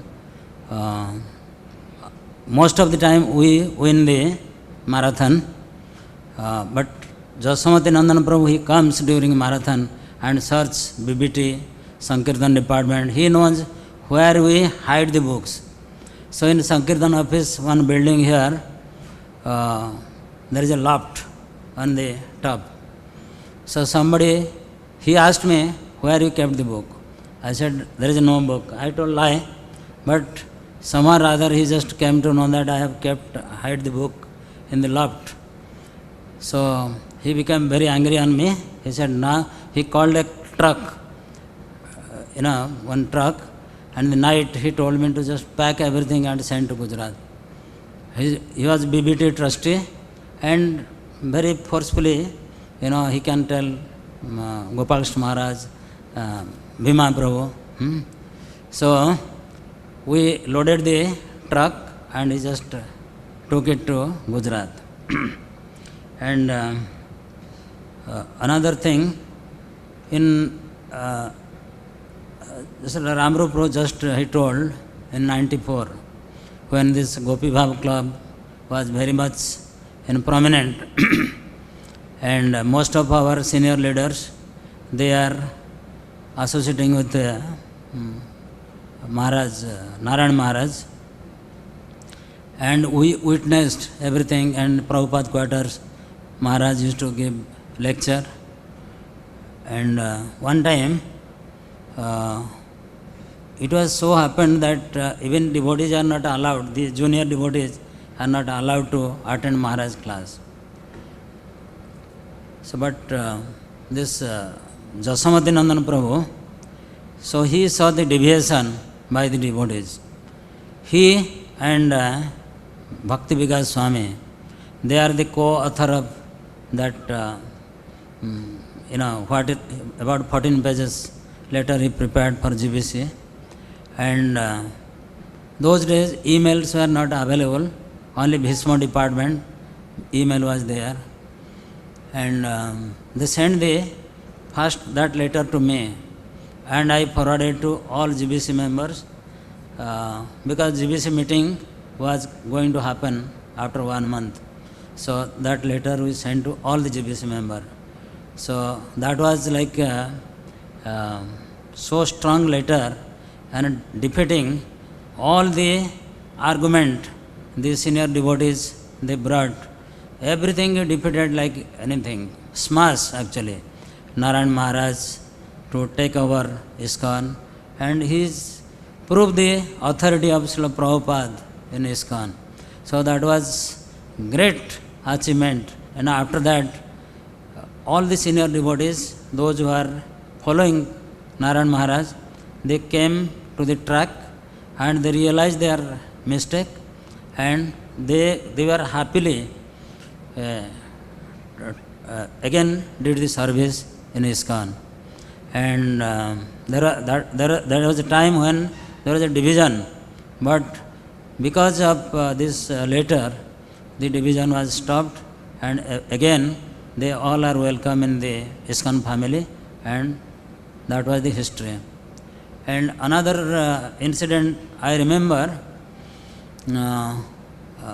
Vrindavan Day, Prabhupada's son, Vrindavan Day, when Prabhupada was there, Yashomati Nandan Prabhu, one ICC meeting I think, he spoke this. What happened, this Vrindavan Day, after Prabhupada left, and he was actually always in need of money, and he asked all temple to give money. And in Hyderabad, one time, Srila Prabhupada was there, Yashomati Nandan Prabhu was there, and many other devotees there. So Vrindavan there, Prabhupada's son, he came to Hyderabad. So he asked Prabhupada that I want to purchase a truck because I want to do business, so please give me money. So Prabhupada said, no, I will never give this money for your karmi work, but I can help you. I will give you BBT books, you sell this, and whatever profit you keep and give balance to, the original cost to BBT. That's what Yashomati Nandan told me, and in the meeting also he explained. But he took the books and sold, and he didn't pay anything. So another time when he came to Prabhupada for money, so all the senior devotees, they told, no, we should not give anything to him. And so Prabhupada, because Prabhupada told, they decided that from MBT, only 2,000 rupees will be given to his family. Those days 2,000 is very big amount. So they said that we will not give anything. In front of Prabhupada also told that we will not give anything to Vrindavan there. And so actually he told, whatever he told, I am just telling. He told that Prabhupada actually said tears came from his eye. Because his son, but at the same time he doesn't want to give. But knowing his condition, so tears came from his eye. So this matter came to ICC meeting in Vrindavan, where Bhakti Vikas Maharaj was there, Hariswari Prabhu, many people are there, many devotees, stalwarts are there. I was there also. But we are always in favor of giving something to Vrindavan Dev, because Prabhupada has done so much service. Because of him, ISKCON is there, and whatever the devotees fly, whatever the money they spend in their flight or their traveling, that is, and to give something to him is comparable, is a peanuts, completely negligible. So some devotees, they said, no, we will not give.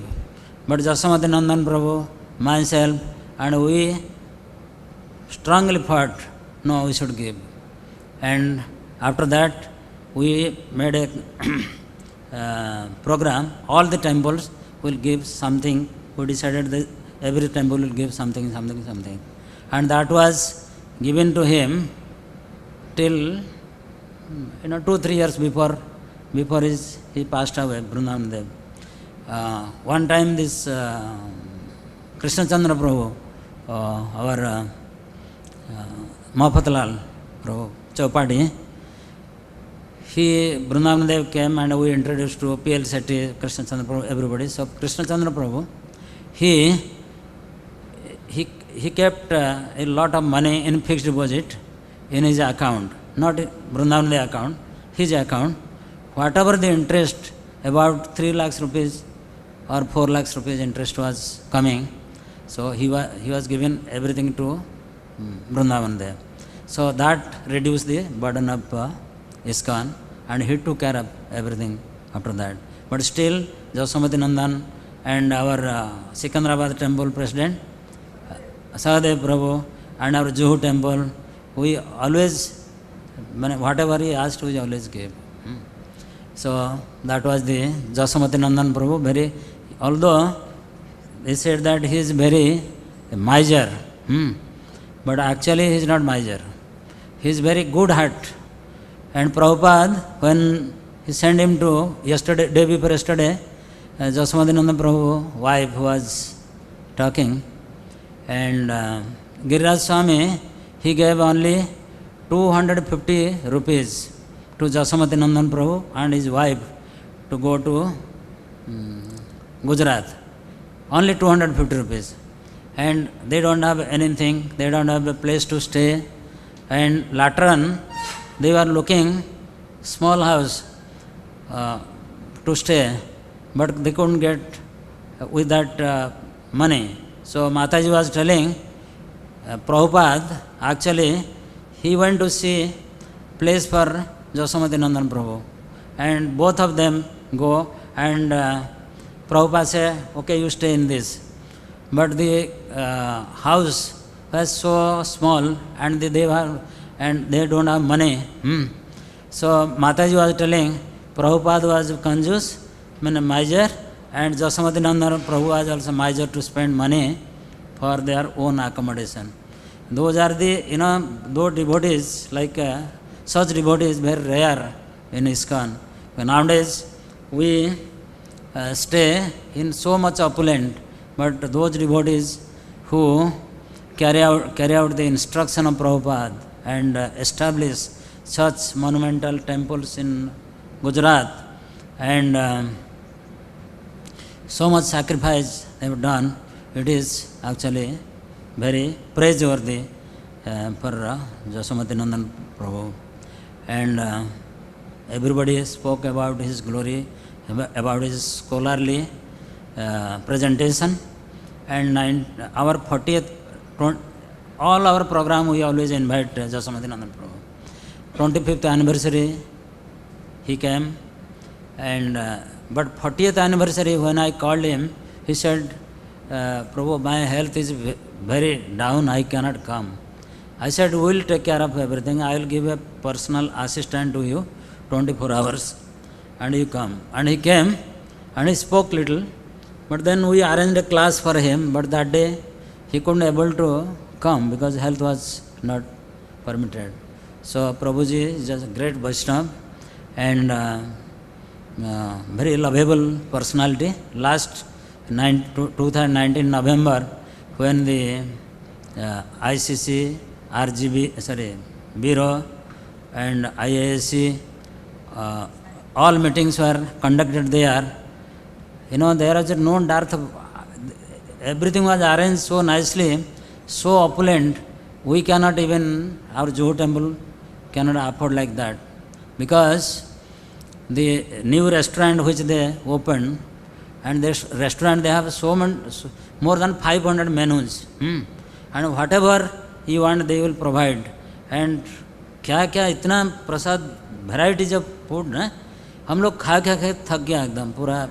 Daily we are eating so up to the neck because it is so nicely prepared, and Prabhu he will come and see he got prasadam like that. So he arranged so nicely, and because he may be conjus, but he just provided, he opened his treasury for all the Vaishnava. So it is a great thing. So I don't want to take more time because we are getting late, and Mukunda Madhav Prabhu can speak, and Maharaj spoke already?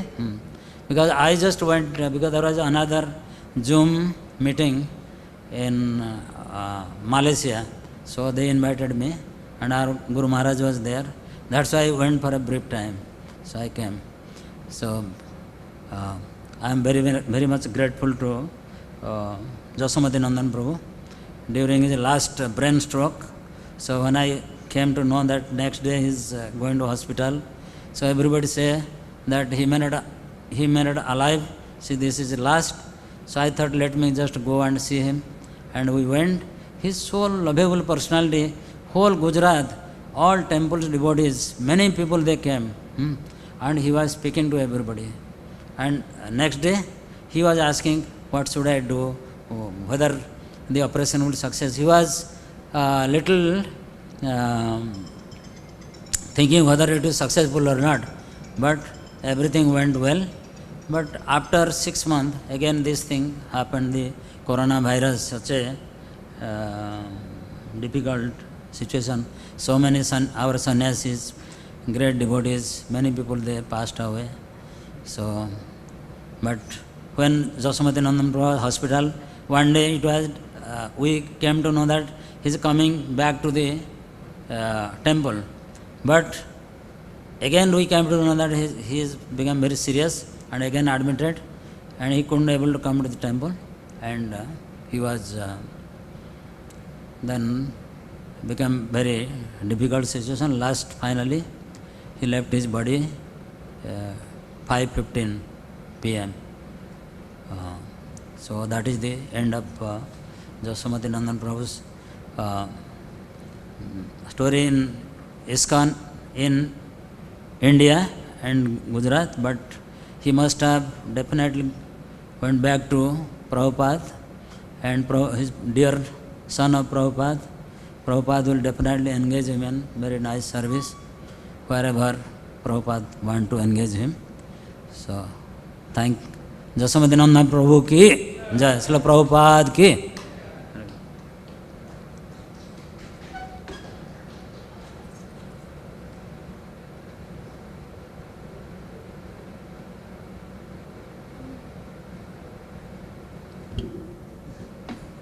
We are already late, but I will say a few words briefly. The first time I met Yashomati Nandan Prabhu was in IIT, 1988. Those days we used to have program, BI program, weekly program in the IIT hostel. So still I remember H9, it's on the lake side. It's in a small, the student room only, at least 10, 15 devotees attending the program. So he came and he gave the lecture. Very impressive, I was very impressed. Very impressive lecture, very scholarly lecture. Whether it's a big audience or small audience, he was always speaking so scholarly. And after the lecture, generally we used to come back, we used to go in the rickshaw. Devotees used to come by rickshaw to IIT. Kapila Prabhu, Rajahamsa Prabhu is sitting here also. Devotees will come from the temple to the hostel. So when they return back, I used to come with them to stay weekend here. So that day, Yashomati Nandan Prabhu also came in the car, in the rickshaw along with the Kapila Prabhu. That day it was Kapila Prabhu. So I also, they both sat. Then I was thinking, I have to go also, what I will do? He said, no, you also come. So three of us, we came in the rickshaw up to Andheri. There was no bridge at the time. And then we got down, myself and Kapila Prabhu. And he said, I have to go to Borivali to catch train to Gujarat. So he took the rickshaw, that rickshaw. And we both said, yes, we want to know. He was having his bag actually. So he came all the way from the temple to IIT, gave lecture, and then he just went to the station. And so simple he was, and he was not demanding at all. And he was actually wanting to go on his own or something like that. We said, no, you take the rickshaw, we will take a bus and come back to the temple. So that was my first interaction with him. So sweet and scholarly. I was very impressed by his lecture. And he was always very kind. And he used to actually take a stand when he is convinced that it is right. It was in 2005, he was the chairman of the RGB chairman, and the RGB meeting was in Baroda, and there was big issue of BI at the time, and I was giving 3-session course in NIT Surat. And third day session was the second day meeting of the RGB. Then I called Yashomati Nandan Prabhu and I said, I have to come and make some presentation. You should allow me. He said, no, wait a minute, I will find out, I will let you know. Because that day evening there was going to be a lecture that I am supposed to give in Surat, but the meeting is in Baroda. Then he told me, you are in Surat, how you will come here? I said, I have to come, this is very, very important. I have to present some important fact, very, very crucial for what decision you are going to make. You have to allow me to come. Then he asked, how you will come? I said, I have a vehicle, so I will drive from Surat to Baroda, I will present it and then come back to Surat and give my third lecture of the 3-session program that I have to give. Will you be able to manage? I will manage, but you give me permission. Then he discussed with others. He said, actually there are so many people not wanting you to come here, but I want you to come, you come. Because he was convinced that what I was going to say is of something significant, but he took, being the chairman of RGB, he said, in my position I am taking the decision, you come. So I felt he was standing for the right thing, even if so many are going to say, like other cases was discussed that when he was convinced that something is wrong, he just stood for it. In the same way, when something is right, if he felt, then he really stood for it. And he was always trying to help others, especially when there was a need. And I had several discussions with him when the BI logo issue was there. He was always concerned also. He was speaking to me several times. And when I expressed several things, he was actually ready to help. Even out of his way, to even speaking to people who are very close to him, he said, I will speak to them. I won't go into the details, but he was very kind and he was very helpful to devotees who are in need, especially when he is convinced that something is right. So in that way, personally, I am very grateful to him because on several occasions, just speaking to him itself was, like soothing to you actually. Then is actually trying to help. So in that way, a very wonderful devotee, very qualified, both academically and spiritually and scholarly and kind-hearted and very helpful. So on this occasion, we pray at his lotus feet to give us blessings so that we can also follow his footsteps and make progress in Krishna consciousness by serving the lotus feet of Srila Prabhupada and the Parampara. His Grace Yashomati Nandan Prabhu ki, Srila Prabhupada ki. So we have Pushpanjali now, Kirtan can start, and we have flowers, petals distributed. So every one of us can come in the queue and then offer flowers, and after flower offering, prasadam in your respective prasadam area, brahmacharis in brahmachari prasadam hall, grahasthas in Gopal hall, respective prasadam area. His Grace Yashomati Nandan Prabhu ki.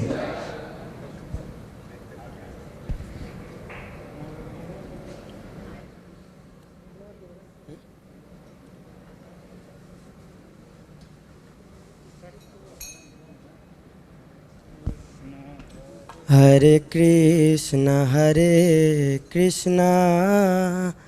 Krishna Krishna, Hare Hare, Hare Rama, Hare Rama, Rama Rama, Hare Hare.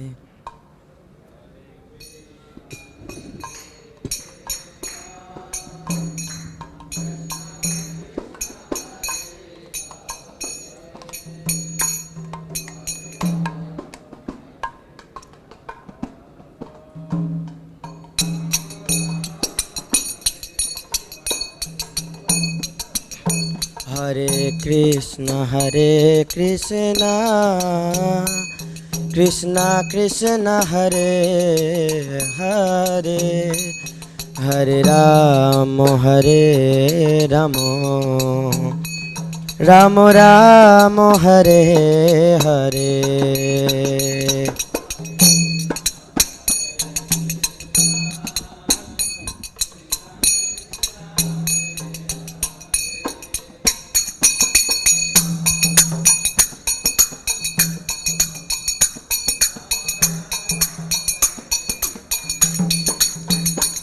Hare Krishna,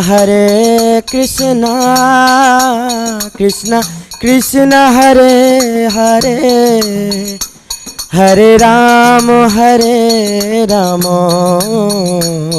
Ramo Ramo Hare Hare.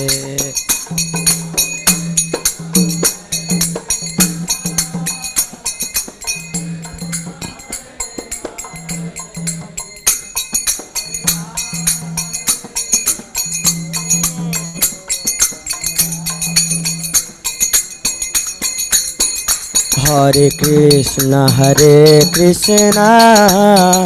Krishna Krishna Hare Hare, Hare Ramo Ramo Ramo Hare Hare.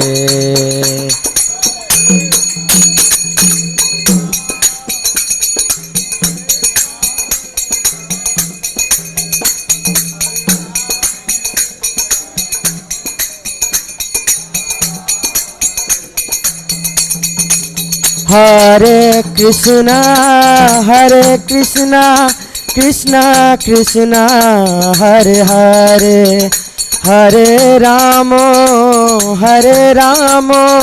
Ramo Ramo Hare Hare, Hare Krishna Hare Krishna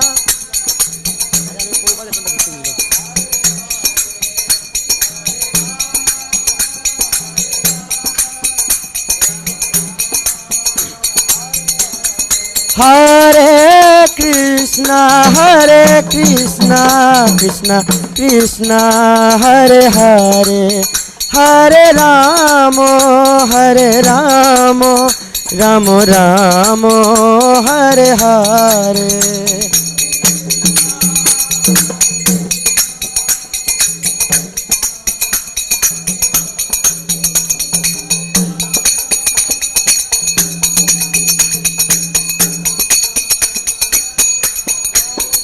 Jaya Jaya Prabhupada Prabhupada Prabhupada Prabhupada.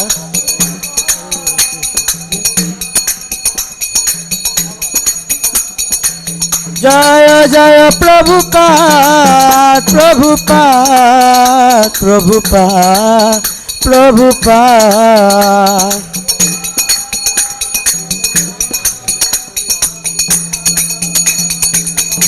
Jaya Jaya Radha Rasbihari Radha Rasbihari Radhe. दोनों चालू उसको. जयो सीताराम लक्ष्मण भक्त हनुमान, सीताराम लक्ष्मण भक्त हनुमान.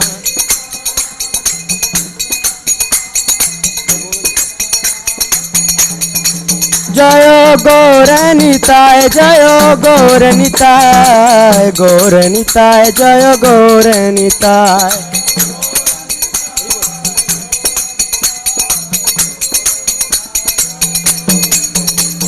निताय गौर हरि बोल हरि बोल हरि बोल हरि बोल.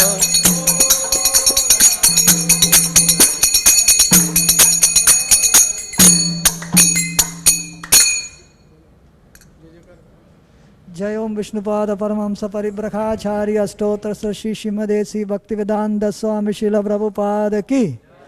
जय ओम विष्णुपाद परमहंस परिव्रखाचार्य अष्टोत्तर श्री श्रीमद भक्ति सिद्धांत सरस्वती गोस्वामी महाराज शिल प्रभुपाद की. अनंत कोटि वैष्णव वृंद की. नामाचार्य शिल हरिदास ठाकुर की. प्रेम से कहो श्री कृष्ण चैतन्य प्रभु नित्यानंद श्री अद्वैत गदाधर श्रीवासादि गौर भक्त वृंद की. श्री श्री राधा कृष्ण गोप गोपीनाथ श्याम कुंड राधा कुंड गिरि गोवर्धन की. वृंदावन मथुरा धाम की. मायापुर नवदेव धाम की. पुरुषोत्तम क्षेत्र जगन्नाथपुरी धाम की. गंगामय यमुनामय की. तुलसीदेव भक्ति देवी की. समवेद भक्त वृंद की. ताय गौर प्रेमानंदे. All glories to assembled devotees. All glories to assembled devotees. All glories to assembled devotees. All glories to Sri Sri Guru and Gauranga. All glories to Srila Prabhupada. All glories to Yashomati Nandan Prabhu. Yashomati Nandan Prabhu ki. Thai Gaurav Premanande. Thank you very much for participating in today's program. So our Zoom session will end. Hare Krishna.